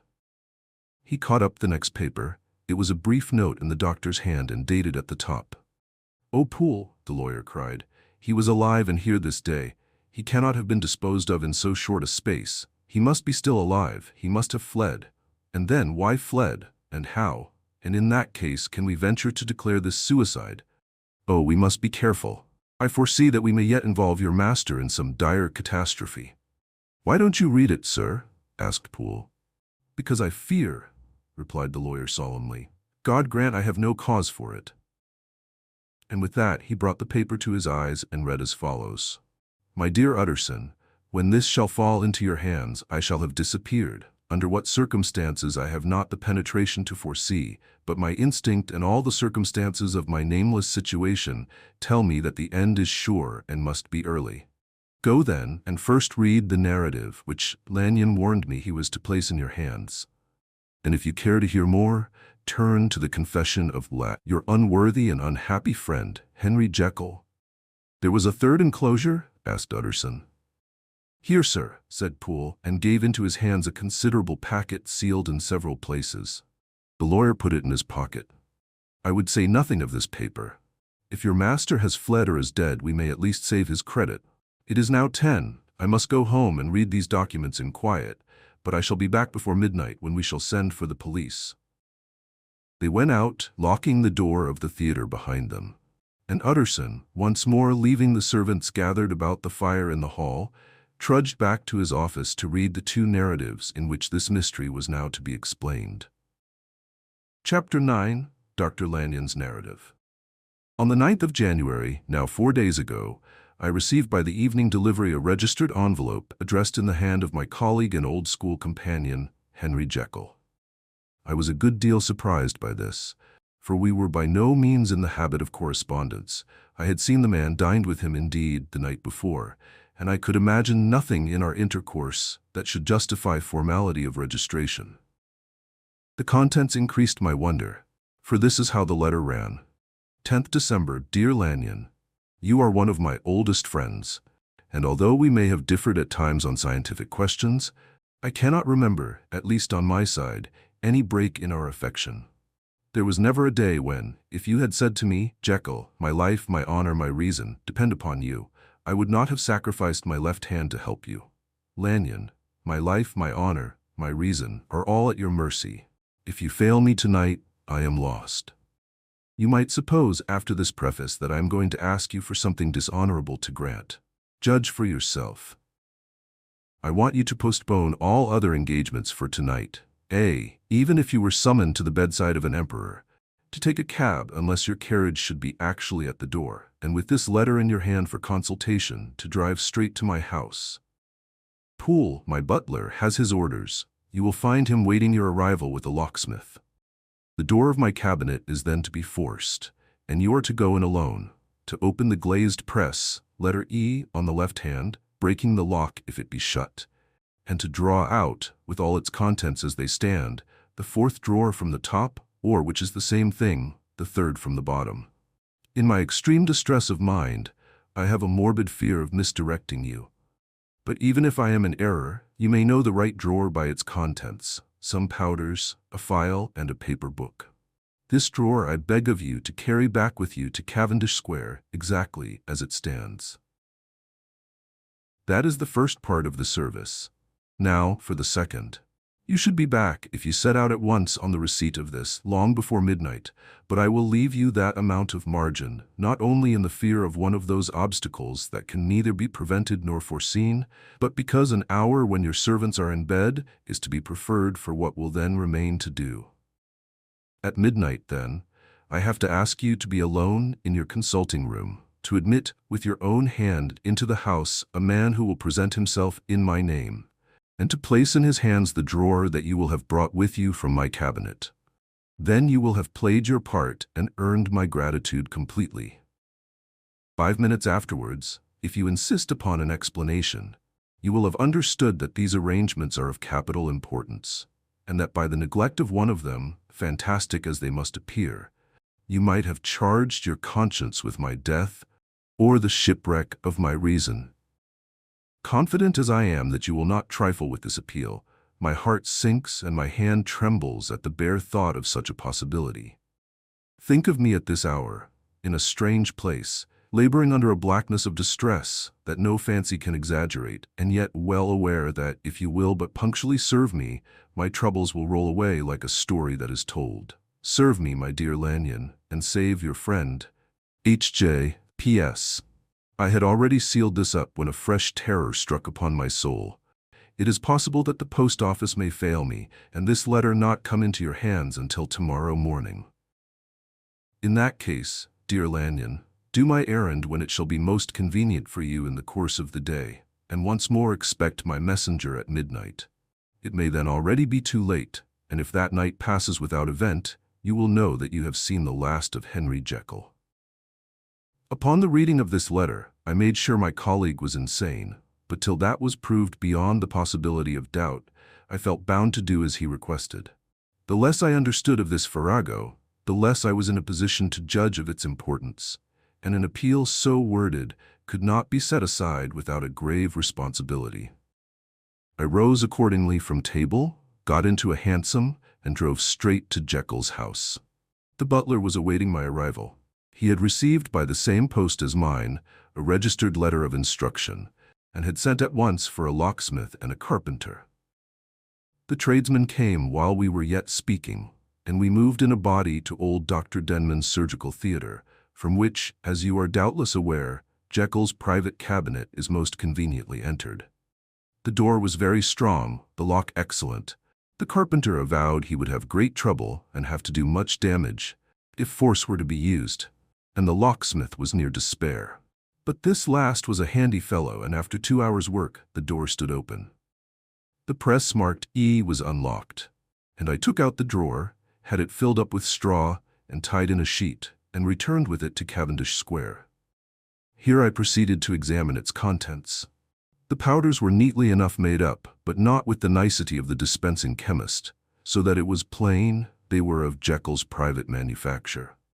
And when I opened one of the wrappers, I found what seemed to me a simple crystalline salt of a white color. The phial, to which I next turned my attention, might have been about half full of a blood-red liquor, which was highly pungent to the sense of smell and seemed to me to contain phosphorus and some volatile ether. At the other ingredients, I could make no guess. The book was an ordinary version book and contained little but a series of dates. These covered a period of many years, but I observed that the entries ceased nearly a year ago, and quite abruptly. Here and there, a brief remark was appended to a date, usually no more than a single word. Double, occurring perhaps 6 times in a total of several hundred entries, and once very early in the list and followed by several marks of exclamation, total failure. All this, though it whetted my curiosity, told me little that was definite. Here were a phial of some salt, and the record of a series of experiments that had led, like too many of Jekyll's investigations, to no end of practical usefulness. How could the presence of these articles in my house affect either the honor, the sanity, or the life of my flighty colleague? If his messenger could go to one place, why could he not go to another? And even granting some impediment, why was this gentleman to be received by me in secret? The more I reflected, the more convinced I grew that I was dealing with a case of cerebral disease. And though I dismissed my servants to bed, I loaded an old revolver that I might be found in some posture of self-defense. 12 o'clock had scarce rung out over London, ere the knocker sounded very gently on the door. I went myself at the summons, and found a small man crouching against the pillars of the portico. "Are you come from Dr. Jekyll?" I asked. He told me yes by a constrained gesture, and when I had bidden him enter, he did not obey me without a searching backward glance into the darkness of the square. There was a policeman not far off, advancing with his bull's eye open, and at the sight, I thought my visitor started and made greater haste. These particulars struck me, I confess, disagreeably, and as I followed him into the bright light of the consulting room, I kept my hand ready on my weapon. Here at last, I had a chance of clearly seeing him. I had never set eyes on him before, so much was certain. He was small, as I have said. I was struck besides with the shocking expression of his face, with his remarkable combination of great muscular activity and great apparent debility of constitution, and, last but not least, with the odd, subjective disturbance caused by his neighborhood. This bore some resemblance to incipient rigor and was accompanied by a marked sinking of the pulse. At the time, I set it down to some idiosyncratic personal distaste and merely wondered at the acuteness of the symptoms. But I have since had reason to believe the cause to lie much deeper in the nature of man and to turn on some nobler hinge than the principle of hatred. This person, who had thus, from the first moment of his entrance, struck in me what I can only describe as a disgustful curiosity, was dressed in a fashion that would have made an ordinary person laughable. His clothes, that is to say, although they were of rich and sober fabric, were enormously too large for him in every measurement, the trousers hanging on his legs and rolled up to keep them from the ground, the waist of the coat below his haunches, and the collar sprawling wide upon his shoulders. Strange to relate, this ludicrous accoutrement was far from moving me to laughter. Rather, as there was something abnormal and misbegotten in the very essence of the creature that now faced me, something seizing, surprising, and revolting, this fresh disparity seemed but to fit in with and to reinforce it, so that to my interest in the man's nature and character, there was added a curiosity as to his origin, his life, his fortune and status in the world. These observations, though they have taken so great a space to be set down in, were yet the work of a few seconds. My visitor was, indeed, on fire with somber excitement. "Have you got it?" he cried. "Have you got it?" And so lively was his impatience that he even laid his hand upon my arm and sought to shake me. I put him back, conscious at his touch of a certain icy pang along my blood. "Come, sir," said I. "You forget that I have not yet the pleasure of your acquaintance. Be seated, if you please." And I showed him an example, and sat down myself in my customary seat, and with as fair an imitation of my ordinary manner to a patient, as the lateness of the hour, the nature of my preoccupations, and the horror I had of my visitor would suffer me to muster. "I beg your pardon, Dr. Lanyon," he replied civilly enough. "What you say is very well founded, and my impatience has shown its heels to my politeness. I come here at the instance of your colleague, Dr. Henry Jekyll, on a piece of business of some moment, and I understood." He paused and put his hand to his throat, and I could see, in spite of his collected manner, that he was wrestling against the approaches of the hysteria. I understood, a drawer. But here I took pity on my visitor's suspense, and some perhaps on my own growing curiosity. "There it is, sir," said I, pointing to the drawer, where it lay on the floor behind a table and still covered with the sheet. He sprang to it, and then paused, and laid his hand upon his heart. I could hear his teeth grate with the convulsive action of his jaws, and his face was so ghastly to see that I grew alarmed both for his life and reason. "Compose yourself," said I. He turned a dreadful smile to me, and as if with the decision of despair, plucked away the sheet. At sight of the contents, he uttered one loud sob of such immense relief that I sat petrified. And the next moment, in a voice that was already fairly well under control, "Have you a graduated glass?" he asked. I rose from my place with something of an effort and gave him what he asked.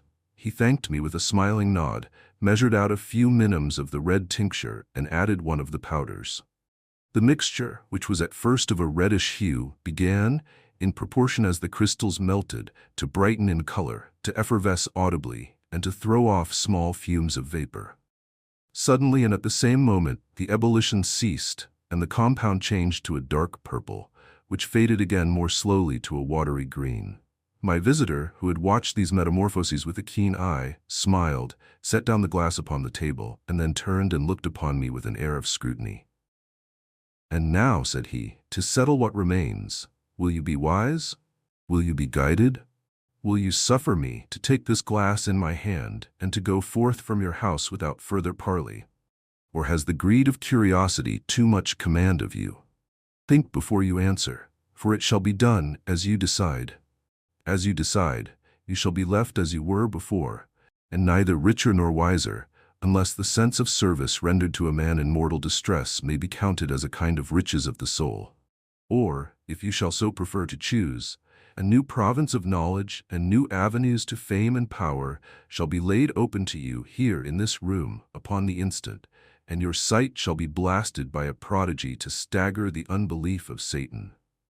"Sir," said I, affecting a coolness that I was far from truly possessing, "you speak enigmas, and you will perhaps not wonder that I hear you with no very strong impression of belief, but I have gone too far in the way of inexplicable services to pause before I see the end." "It is well," replied my visitor. "Lanyon, you remember your vows. What follows is under the seal of our profession. And now you, who have so long been bound to the most narrow and material views, you who have denied the virtue of transcendental medicine, you who have derided your superiors, behold." He put the glass to his lips and drank at one gulp. A cry followed. He reeled, staggered, clutched at the table and held on, staring with injected eyes, gasping with open mouth. And as I looked there came, I thought, a change. He seemed to swell. His face became suddenly black, and the features seemed to melt and alter. And the next moment I had sprung to my feet and leaped back against the wall, my arms raised to shield me from that prodigy, my mind submerged in terror. "Oh God!" I screamed, and "Oh God!" again and again, for there before my eyes, pale and shaken, and half fainting and groping before him with his hands, like a man restored from death, there stood Henry Jekyll. What he told me in the next hour, I cannot bring my mind to set on paper. I saw what I saw, I heard what I heard, and my soul sickened at it. And yet now when that sight has faded from my eyes, I ask myself if I believe it, and I cannot answer. My life is shaken to its roots. Sleep has left me. The deadliest terror sits by me at all hours of the day and night, and I feel that my days are numbered and that I must die, and yet I shall die incredulous.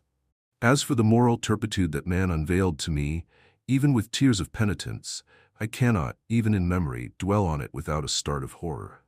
I will say but one thing, Utterson, and that, if you can bring your mind to credit it, will be more than enough. The creature who crept into my house that night was, on Jekyll's own confession, known by the name of Hyde and hunted for in every corner of the land as the murderer of Carew. Hasty Lanyon. Chapter 10. Henry Jekyll's full statement of the case. I was born in the year 18 to a large fortune, endowed besides with excellent parts, inclined by nature to industry, fond of the respect of the wise and good among my fellowmen, and thus, as might have been supposed, with every guarantee of an honorable and distinguished future. And indeed the worst of my faults was a certain impatient gaiety of disposition, such as has made the happiness of many, but such as I found it hard to reconcile with my imperious desire to carry my head high, and wear a more than commonly grave countenance before the public. Hence it came about that I concealed my pleasures, and that when I reached years of reflection, and began to look round me and take stock of my progress and position in the world, I stood already committed to a profound duplicity of life. Many a man would have even blazoned such irregularities as I was guilty of. But from the high views that I had set before me, I regarded and hid them with an almost morbid sense of shame. It was thus rather the exacting nature of my aspirations than any particular degradation in my faults that made me what I was, and, with even a deeper trench than in the majority of men, severed in me those provinces of good and ill which divide and compound man's dual nature. In this case, I was driven to reflect deeply and inveterately on that hard law of life, which lies at the root of religion and is one of the most plentiful springs of distress. Though so profound a double-dealer, I was in no sense a hypocrite. Both sides of me were in dead earnest. I was no more myself when I laid aside restraint and plunged in shame than when I labored in the eye of day at the furtherance of knowledge or the relief of sorrow and suffering. And it chanced that the direction of my scientific studies, which led wholly towards the mystic and the transcendental, reacted and shed a strong light on this consciousness of the perennial war among my members. With every day and from both sides of my intelligence, the moral and the intellectual, I thus drew steadily nearer to that truth, by whose partial discovery I have been doomed to such a dreadful shipwreck. That man is not truly one, but truly two. I say two, because the state of my own knowledge does not pass beyond that point. Others will follow, others will outstrip me on the same lines, and I hazard the guess that man will be ultimately known for a mere polity of multifarious, incongruous, and independent denizens. I, for my part, from the nature of my life, advanced infallibly in one direction and in one direction only. It was on the moral side, and in my own person, that I learned to recognize the thorough and primitive duality of man. I saw that, of the two natures that contended in the field of my consciousness, even if I could rightly be said to be either, it was only because I was radically both. And from an early date, even before the course of my scientific discoveries had begun to suggest the most naked possibility of such a miracle, I had learned to dwell with pleasure, as a beloved daydream, on the thought of the separation of these elements. If each, I told myself, could be housed in separate identities, life would be relieved of all that was unbearable. The unjust might go his way, delivered from the aspirations and remorse of his more upright twin, and the just could walk steadfastly and securely on his upward path, doing the good things in which he found his pleasure, and no longer exposed to disgrace and penitence by the hands of this extraneous evil. It was the curse of mankind that these incongruous faggots were thus bound together, that in the agonized womb of consciousness, these polar twins should be continuously struggling. How then were they dissociated? I was so far in my reflections when, as I have said, a sidelight began to shine upon the subject from the laboratory table. I began to perceive more deeply than it has ever yet been stated the trembling immateriality, the mist-like transience of this seemingly so solid body in which we walk attired. Certain agents I found to have the power to shake and pluck back that fleshly vestment, even as a wind might toss the curtains of a pavilion. For two good reasons, I will not enter deeply into this scientific branch of my confession. First, because I have been made to learn that the doom and burthen of our life is bound forever on man's shoulders, and when the attempt is made to cast it off, it but returns upon us with more unfamiliar and more awful pressure. Second, because as my narrative will make, alas, too evident, my discoveries were incomplete. Enough, then, that I not only recognized my natural body from the mere aura and effulgence of certain of the powers that made up my spirit, but managed to compound a drug by which these powers should be dethroned from their supremacy, and a second form and countenance substituted, none the less natural to me, because they were the expression and bore the stamp of lower elements in my soul. I hesitated long before I put this theory to the test of practice. I knew well that I risked death, for any drug that so potently controlled and shook the very fortress of identity might, by the least scruple of an overdose or at the least inopportunity in the moment of exhibition, utterly blot out that immaterial tabernacle which I looked to it to change. But the temptation of a discovery so singular and profound at last overcame the suggestions of alarm. I had long since prepared my tincture. I purchased at once, from a firm of wholesale chemists, a large quantity of a particular salt which I knew, from my experiments, to be the last ingredient required. And late one accursed night, I compounded the elements, watched them boil and smoke together in the glass, and when the ebullition had subsided, with a strong glow of courage, drank off the potion. The most racking pangs succeeded, a grinding in the bones, deadly nausea, and a horror of the spirit that cannot be exceeded at the hour of birth or death. Then these agonies began swiftly to subside, and I came to myself as if out of a great sickness.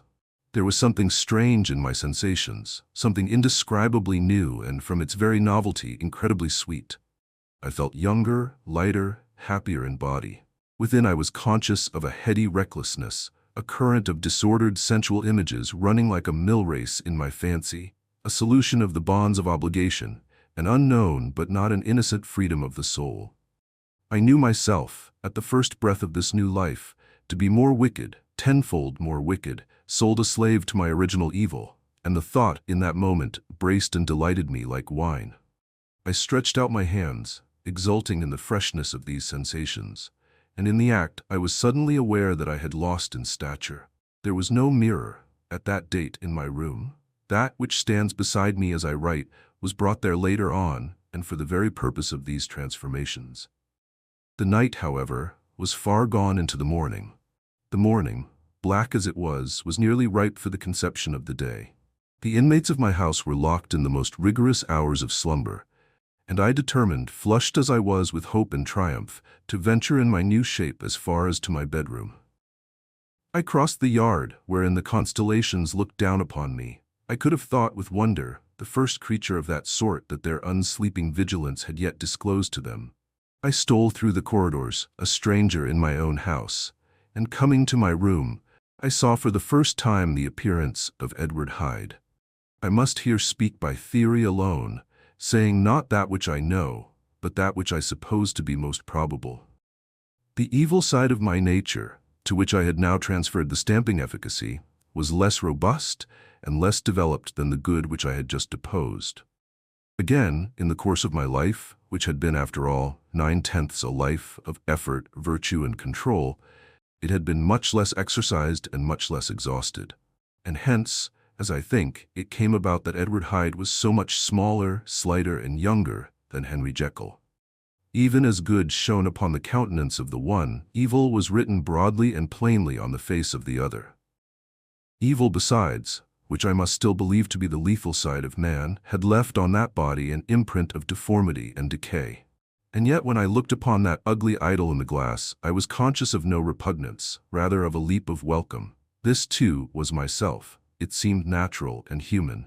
In my eyes it bore a livelier image of the spirit. It seemed more express and single than the imperfect and divided countenance I had been hitherto accustomed to call mine. And in so far I was doubtless right. I have observed that when I wore the semblance of Edward Hyde, none could come near to me at first without a visible misgiving of the flesh. This, as I take it, was because all human beings as we meet them are commingled out of good and evil, and Edward Hyde alone in the ranks of mankind was pure evil. I lingered but a moment at the mirror. The second and conclusive experiment had yet to be attempted. It yet remained to be seen if I had lost my identity beyond redemption and must flee before daylight from a house that was no longer mine. And hurrying back to my cabinet, I once more prepared and drank the cup, once more suffered the pangs of dissolution, and came to myself once more with the character, the stature, and the face of Henry Jekyll. That night I had come to the fatal crossroads. Had I approached my discovery in a more noble spirit, had I risked the experiment while under the empire of generous or pious aspirations, all must have been otherwise, and from these agonies of death and birth, I had come forth an angel instead of a fiend. The drug had no discriminating action. It was neither diabolical nor divine. It but shook the doors of the prison house of my disposition, and like the captives of Philippi, that which stood within ran forth. At that time my virtue slumbered. My evil, kept awake by ambition, was alert and swift to seize the occasion, and the thing that was projected was Edward Hyde. Hence, although I had now two characters as well as two appearances, one was wholly evil, and the other was still the old Henry Jekyll, that incongruous compound of whose reformation and improvement I had already learned to despair. The movement was thus wholly toward the worse. Even at that time, I had not conquered my aversions to the dryness of a life of study. I would still be merrily disposed at times, and as my pleasures were, to say the least, undignified, and I was not only well known and highly considered, but growing towards the elderly man, this incoherency of my life was daily growing more unwelcome. It was on this side that my new power tempted me until I fell in slavery. I had but to drink the cup, to doff at once the body of the noted professor, and to assume, like a thick cloak, that of Edward Hyde. I smiled at the notion. It seemed to me at the time to be humorous, and I made my preparations with the most studious care. I took and furnished that house in Soho, to which Hyde was tracked by the police, and engaged as a housekeeper a creature whom I knew well to be silent and unscrupulous. On the other side, I announced to my servants that a Mr. Hyde, whom I described, was to have full liberty and power about my house in the square, and to parry mishaps, I even called and made myself a familiar object in my second character. I next drew up that will to which you so much objected, so that if anything befell me in the person of Dr. Jekyll, I could enter on that of Edward Hyde without pecuniary loss. And thus fortified, as I supposed, on every side, I began to profit by the strange immunities of my position. Men have before hired bravos to transact their crimes, while their own person and reputation sat under shelter. I was the first that ever did so for his pleasures. I was the first that could plod in the public eye with a load of genial respectability, and in a moment, like a schoolboy, strip off these lendings and spring headlong into the sea of liberty. But for me, in my impenetrable mantle, the safety was complete. Think of it, I did not even exist. Let me but escape into my laboratory door, give me but a second or two to mix and swallow the draught that I had always standing ready, and whatever he had done, Edward Hyde would pass away like the stain of breath upon a mirror. And there in his stead, quietly at home, trimming the midnight lamp in his study, a man who could afford to laugh at suspicion, would be Henry Jekyll. The pleasures which I made haste to seek in my disguise were, as I have said, undignified. I would scarce use a harder term. But in the hands of Edward Hyde, they soon began to turn toward the monstrous. When I would come back from these excursions, I was often plunged into a kind of wonder at my vicarious depravity. This familiar that I called out of my own soul and set forth alone to do his good pleasure was a being inherently malign and villainous, his every act and thought centered on self, drinking pleasure with bestial avidity from any degree of torture to another. Relentless like a man of stone, Henry Jekyll stood at times aghast before the acts of Edward Hyde, but the situation was apart from ordinary laws and insidiously relaxed the grasp of conscience. It was Hyde, after all, and Hyde alone, that was guilty. Jekyll was no worse. He woke again to his good qualities, seemingly unimpaired. He would even make haste, where it was possible, to undo the evil done by Hyde, and thus his conscience slumbered. Into the details of the infamy at which I thus connived, for even now I can scarce grant that I committed it, I have no design of entering.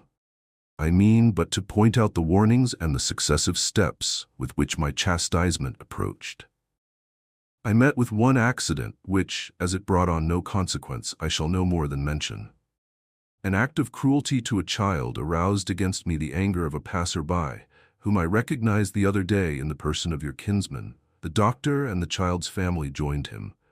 There were moments when I feared for my life, and at last, in order to pacify their too just resentment, Edward Hyde had to bring them to the door, and pay them in a check drawn in the name of Henry Jekyll. But this danger was easily eliminated from the future by opening an account at another bank in the name of Edward Hyde himself. And when, by sloping my own hand backward, I had supplied my double with a signature, I thought I sat beyond the reach of fate. Some 2 months before the murder of Sir Danvers, I had been out for one of my adventures, had returned at a late hour, and woke the next day in bed with somewhat odd sensations. It was in vain I looked about me. In vain I saw the decent furniture and tall proportions of my room in the square. In vain that I recognized the pattern of the bed curtains and the design of the mahogany frame. Something still kept insisting that I was not where I was, that I had not wakened where I seemed to be, but in the little room in Soho where I was accustomed to sleep in the body of Edward Hyde. I smiled to myself, and in my psychological way, began lazily to inquire into the elements of this illusion, occasionally, even as I did so, dropping back into a comfortable morning doze. I was still so engaged when, in one of my more wakeful moments, my eyes fell upon my hand. Now the hand of Henry Jekyll, as you have often remarked, was professional in shape and size. It was large, firm, white, and comely. But the hand which I now saw clearly enough in the yellow light of a mid-London morning, lying half shut on the bedclothes, was lean, corded, knuckly, of a dusky pallor, and thickly shaded with a swart growth of hair. It was the hand of Edward Hyde. I must have stared upon it for near half a minute, sunk as I was in the mere stupidity of wonder, before terror woke up in my breast, as sudden and startling as the crash of cymbals, and bounding from my bed I rushed to the mirror. At the sight that met my eyes, my blood was changed into something exquisitely thin and icy. Yes, I had gone to bed Henry Jekyll. I had awakened Edward Hyde. How was this to be explained? I asked myself, and then, with another bound of terror, how was it to be remedied? It was well on in the morning. The servants were up. All my drugs were in the cabinet. A long journey down 2 pairs of stairs, through the back passage, across the open court, and through the anatomical theater, from where I was then standing horror-struck.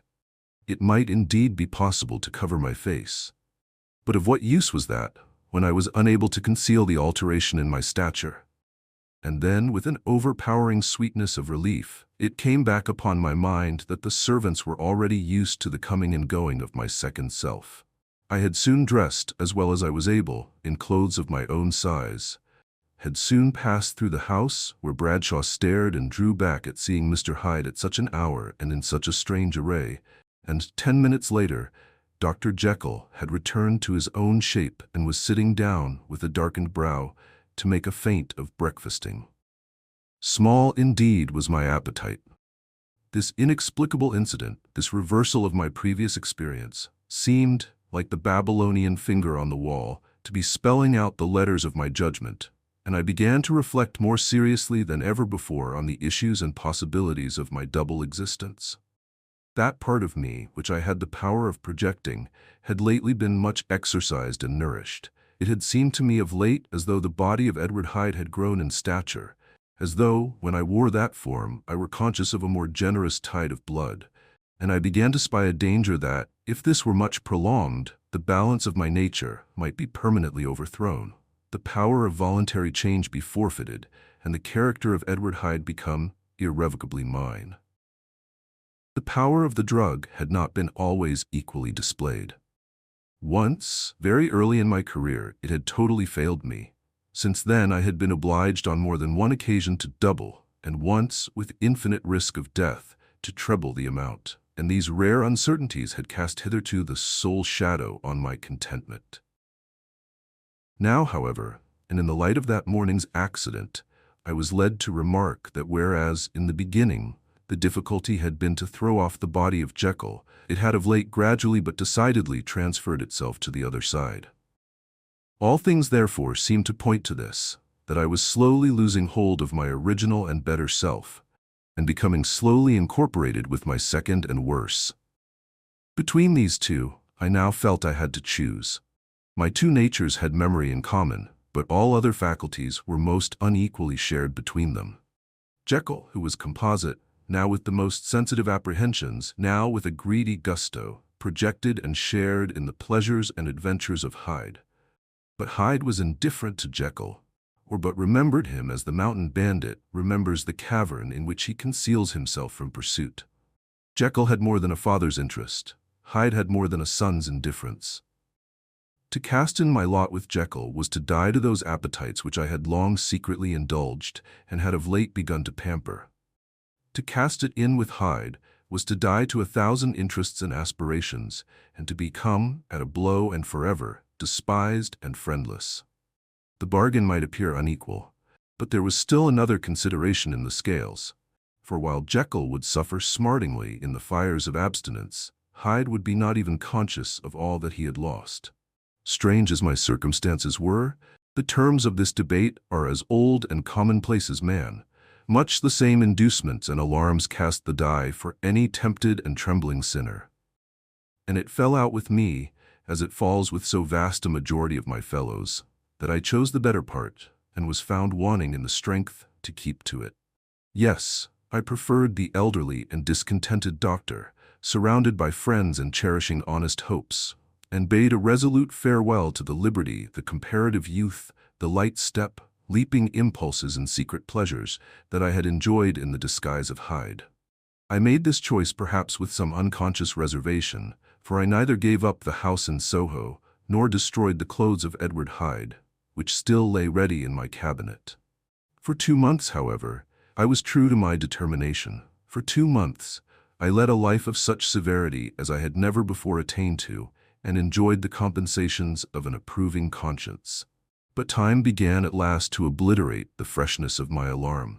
The praises of conscience began to grow into a thing of course. I began to be tortured with throes and longings, as of Hyde struggling after freedom, and at last, in an hour of moral weakness, I once again compounded and swallowed the transforming draught. I do not suppose that, when a drunkard reasons with himself upon his vice, he is once out of 500 times affected by the dangers that he runs through his brutish physical insensibility. Neither had I, long as I had considered my position, made enough allowance for the complete moral insensibility and insensate readiness to evil, which were the leading characters of Edward Hyde. Yet it was by these that I was punished. My devil had been long caged, he came out roaring.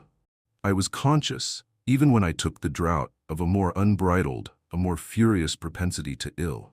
It must have been this, I suppose, that stirred in my soul that tempest of impatience with which I listened to the civilities of my unhappy victim.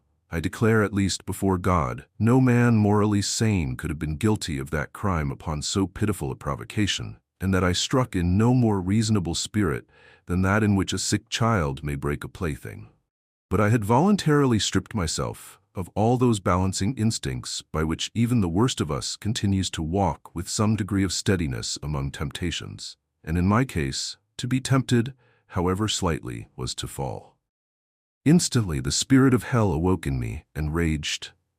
With a transport of glee, I mauled the unresisting body, tasting delight from every blow, and it was not till weariness had begun to succeed that I was suddenly, in the top fit of my delirium, struck through the heart by a cold thrill of terror. A mist dispersed. I saw my life to be forfeit, and fled from the scene of these excesses, at once glorying and trembling, my lust of evil gratified and stimulated, my love of life screwed to the topmost peg. I ran to the house in Soho, and, to make assurance doubly sure, destroyed my papers.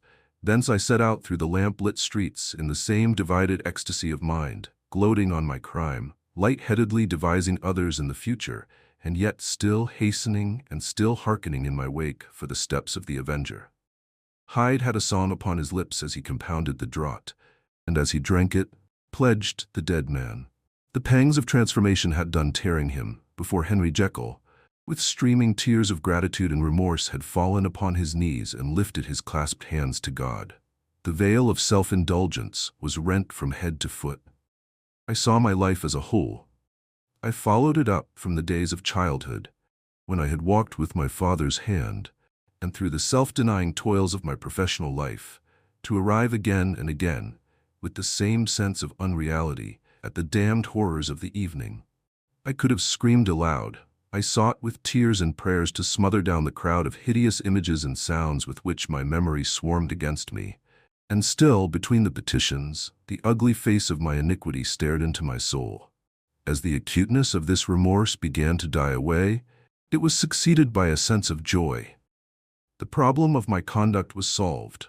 Hyde was thenceforth impossible. Whether I would or not, I was now confined to the better part of my existence, and oh, how I rejoiced to think of it! With what willing humility I embraced anew the restrictions of natural life. With what sincere renunciation I locked the door by which I had so often gone and come, and ground the key under my heel. The next day came the news that the murder had not been overlooked, that the guilt of Hyde was patent to the world, and that the victim was a man high in public estimation. It was not only a crime, it had been a tragic folly. I think I was glad to know it. I think I was glad to have my better impulses thus buttressed and guarded by the terrors of the scaffold. Jekyll was now my city of refuge. Let but Hyde peep out an instant, and the hands of all men would be raised to take and slay him. I resolved in my future conduct to redeem the past, and I can say with honesty that my resolve was fruitful of some good. You know yourself how earnestly, in the last months of the last year, I labored to relieve suffering. You know that much was done for others, and that the days passed quietly, almost happily for myself. Nor can I truly say that I wearied of this beneficent and innocent life. I think instead that I daily enjoyed it more completely. But I was still cursed with my duality of purpose. And as the first edge of my penitence wore off, the lower side of me, so long indulged, so recently chained down, began to growl for license. Not that I dreamed of resuscitating Hyde. The bare idea of that would startle me to frenzy. No, it was in my own person that I was once more tempted to trifle with my conscience, and it was as an ordinary secret sinner that I at last fell before the assaults of temptation. There comes an end to all things. The most capacious measure is filled at last, and this brief condescension to my evil finally destroyed the balance of my soul. And yet I was not alarmed. The fall seemed natural, like a return to the old days before I had made my discovery. It was a fine, clear January day, wet underfoot where the frost had melted, but cloudless overhead, and the Regent's Park was full of winter chirrupings and sweet with spring odors. I sat in the sun on a bench, the animal within me licking the chops of memory, the spiritual side a little drowsed, promising subsequent penitence, but not yet moved to begin. After all, I reflected, I was like my neighbors. And then I smiled, comparing myself with other men, comparing my active goodwill with the lazy cruelty of their neglect. And at the very moment of that vainglorious thought, a qualm came over me, a horrid nausea and the most deadly shuddering. These passed away and left me faint, and then as in its turn faintness subsided, I began to be aware of a change in the temper of my thoughts, a greater boldness, a contempt of danger, a solution of the bonds of obligation. I looked down. My clothes hung formlessly on my shrunken limbs. The hand that lay on my knee was corded and hairy. I was once more Edward Hyde. A moment before I had been safe of all men's respect, wealthy, beloved, the cloth laying for me in the dining room at home. And now I was the common quarry of mankind, hunted, houseless, a known murderer, thrall to the gallows. My reason wavered, but it did not fail me utterly. I have more than once observed that in my second character, my faculties seemed sharpened to a point and my spirits more tensely elastic. Thus it came about that, where Jekyll perhaps might have succumbed, Hyde rose to the importance of the moment. My drugs were in one of the presses of my cabinet. How was I to reach them? That was the problem that, crushing my temples in my hands, I set myself to solve. The laboratory door I had closed. If I sought to enter by the house, my own servants would consign me to the gallows. I saw I must employ another hand, and thought of Lanyon. How was he to be reached? How persuaded? Supposing that I escaped capture in the streets, how was I to make my way into his presence? And how should I, an unknown and displeasing visitor, prevail on the famous physician to rifle the study of his colleague, Dr. Jekyll? Then I remembered that of my original character, one part remained to me. I could write my own hand, and once I had conceived that kindling spark, the way that I must follow became lighted up from end to end. Thereupon, I arranged my clothes as best I could, and summoning a passing hansom, drove to an hotel in Portland Street, the name of which I chanced to remember. At my appearance, which was indeed comical enough, however tragic a fate these garments covered, the driver could not conceal his mirth. I gnashed my teeth upon him with a gust of devilish fury, and the smile withered from his face, happily for him, yet more happily for myself, for in another instant I had certainly dragged him from his perch. At the inn, as I entered, I looked about me with so black a countenance as made the attendants tremble. Not a look did they exchange in my presence, but obsequiously took my orders, led me to a private room, and brought me wherewithal to write. Hyde in danger of his life was a creature new to me, shaken with inordinate anger, strung to the pitch of murder, lusting to inflict pain. Yet the creature was astute, mastered his fury with a great effort of the will, composed his two important letters, one to Lanyon and one to Poole, and that he might receive actual evidence of their being posted, sent them out with directions that they should be registered. Thenceforward, He sat all day over the fire in the private room, gnawing his nails. There he dined, sitting alone with his fears, the waiter visibly quailing before his eye. And thence, when the night was fully come, he set forth in the corner of a closed cab, and was driven to and fro about the streets of the city. He, I say, I cannot say, I. That child of hell had nothing human, nothing lived in him but fear and hatred. And when at last, thinking the driver had begun to grow suspicious, he discharged the cab and ventured on foot, attired in his misfitting clothes, an object marked out for observation, into the midst of the nocturnal passengers, these two base passions raged within him like a tempest. He walked fast, hunted by his fears, chattering to himself, skulking through the less frequented thoroughfares, counting the minutes that still divided him from midnight. Once a woman spoke to him, offering, I think, a box of lights. He smote her in the face, and she fled. When I came to myself at Lanyon's, the horror of my old friend perhaps affected me somewhat. I do not know. It was at least but a drop in the sea to the abhorrence with which I looked back upon these hours. A change had come over me. It was no longer the fear of the gallows, it was the horror of being Hyde that racked me. I received Lanyon's condemnation partly in a dream. It was partly in a dream that I came home to my own house and got into bed. I slept after the prostration of the day, with a stringent and profound slumber, which not even the nightmares that wrung me could avail to break. I awoke in the morning shaken, weakened, but refreshed. I still hated and feared the thought of the brute that slept within me, and I had not of course forgotten the appalling dangers of the day before. But I was once more at home, in my own house and close to my drugs, and gratitude for my escape shone so strong in my soul that it almost rivaled the brightness of hope. I was stepping leisurely across the court after breakfast, drinking the chill of the air with pleasure, when I was seized again with those indescribable sensations that heralded the change. And I had but the time to gain the shelter of my cabinet before I was once again raging and freezing with the passions of Hyde. It took on this occasion a double dose to recall me to myself, and alas, 6 hours after, as I sat looking sadly in the fire, the pangs returned and the drug had to be re-administered. In short, from that day forth it seemed only by a great effort, as of gymnastics, and only under the immediate stimulation of the drug, that I was able to wear the countenance of Jekyll. At all hours of the day and night I would be taken with the premonitory shudder. Above all, if I slept, or even dozed for a moment in my chair, it was always as Hyde that I awakened. Under the strain of this continually impending doom, and by the sleeplessness to which I now condemned myself, even beyond what I had thought possible to man, I became in my own person a creature eaten up and emptied by fever, languidly weak both in body and mind, and solely occupied by one thought, the horror of my other self.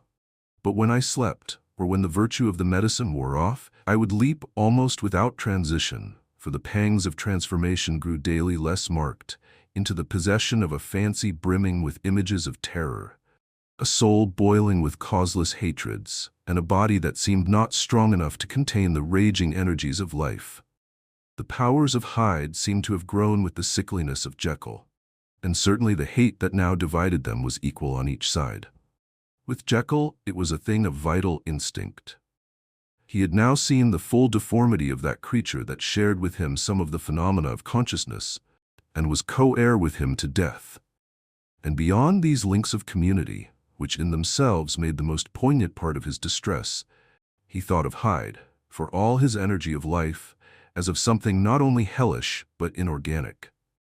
This was the shocking thing, that the slime of the pit seemed to utter cries and voices, that the amorphous dust gesticulated and sinned, that what was dead and had no shape should usurp the offices of life. And this again, that insurgent horror was knit to him closer than a wife, closer than an eye, lay caged in his flesh, where he heard it mutter and felt it struggle to be born, and at every hour of weakness and in the confidence of slumber prevailed against him and deposed him out of life. The hatred of Hyde for Jekyll was of a different order. His terror of the gallows drove him continually to commit temporary suicide and return to his subordinate station of a part instead of a person. But he loathed the necessity, he loathed the despondency into which Jekyll was now fallen, and he resented the dislike with which he was himself regarded. Hence the ape-like tricks that he would play me, scrawling in my own hand blasphemies on the pages of my books, burning the letters and destroying the portrait of my father. And indeed, had it not been for his fear of death, he would long ago have ruined himself in order to involve me in the ruin. But his love of life is wonderful. I go further. I, who sicken and freeze at the mere thought of him, when I recall the objection and passion of this attachment, and when I know how he fears my power to cut him off by suicide, I find it in my heart to pity him. It is useless, and the time awfully fails me to prolong this description. No one has ever suffered such torments, let that suffice. And yet even to these, habit brought, no, not alleviation, but a certain callousness of soul, a certain acquiescence of despair. And my punishment might have gone on for years, but for the last calamity which has now fallen, and which has finally severed me from my own face and nature. My provision of the salt, which had never been renewed since the date of the first experiment, began to run low.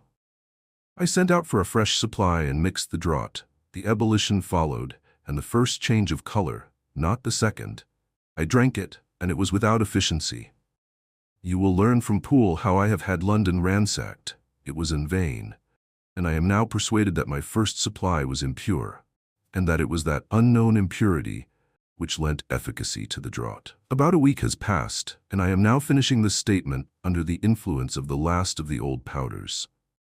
This, then, is the last time, short of a miracle, that Henry Jekyll can think his own thoughts or see his own face, now how sadly altered, in the glass.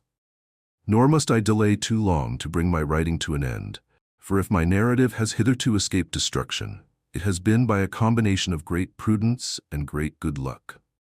Should the throes of change take me in the act of writing it, Hyde will tear it in pieces. But if some time shall have elapsed after I have laid it by, his wonderful selfishness and circumscription to the moment will probably save it once again from the action of his ape-like spite. And indeed the doom that is closing on us both has already changed and crushed him. Half an hour from now, when I shall again and forever re-endue that hated personality, I know how I shall sit shuddering and weeping in my chair, or continue, with the most strained and fear-struck ecstasy of listening, to pace up and down this room, my last earthly refuge, and give ear to every sound of menace. Will Hyde die upon the scaffold, or will he find courage to release himself at the last moment? God knows. I am careless. This is my true hour of death, and what is to follow concerns another than myself. Here then, as I lay down the pen and proceed to seal up my confession, I bring the life of that unhappy Henry Jekyll to an end. So ends our story tonight, the haunting tale of Dr. Jekyll and Mr. Hyde.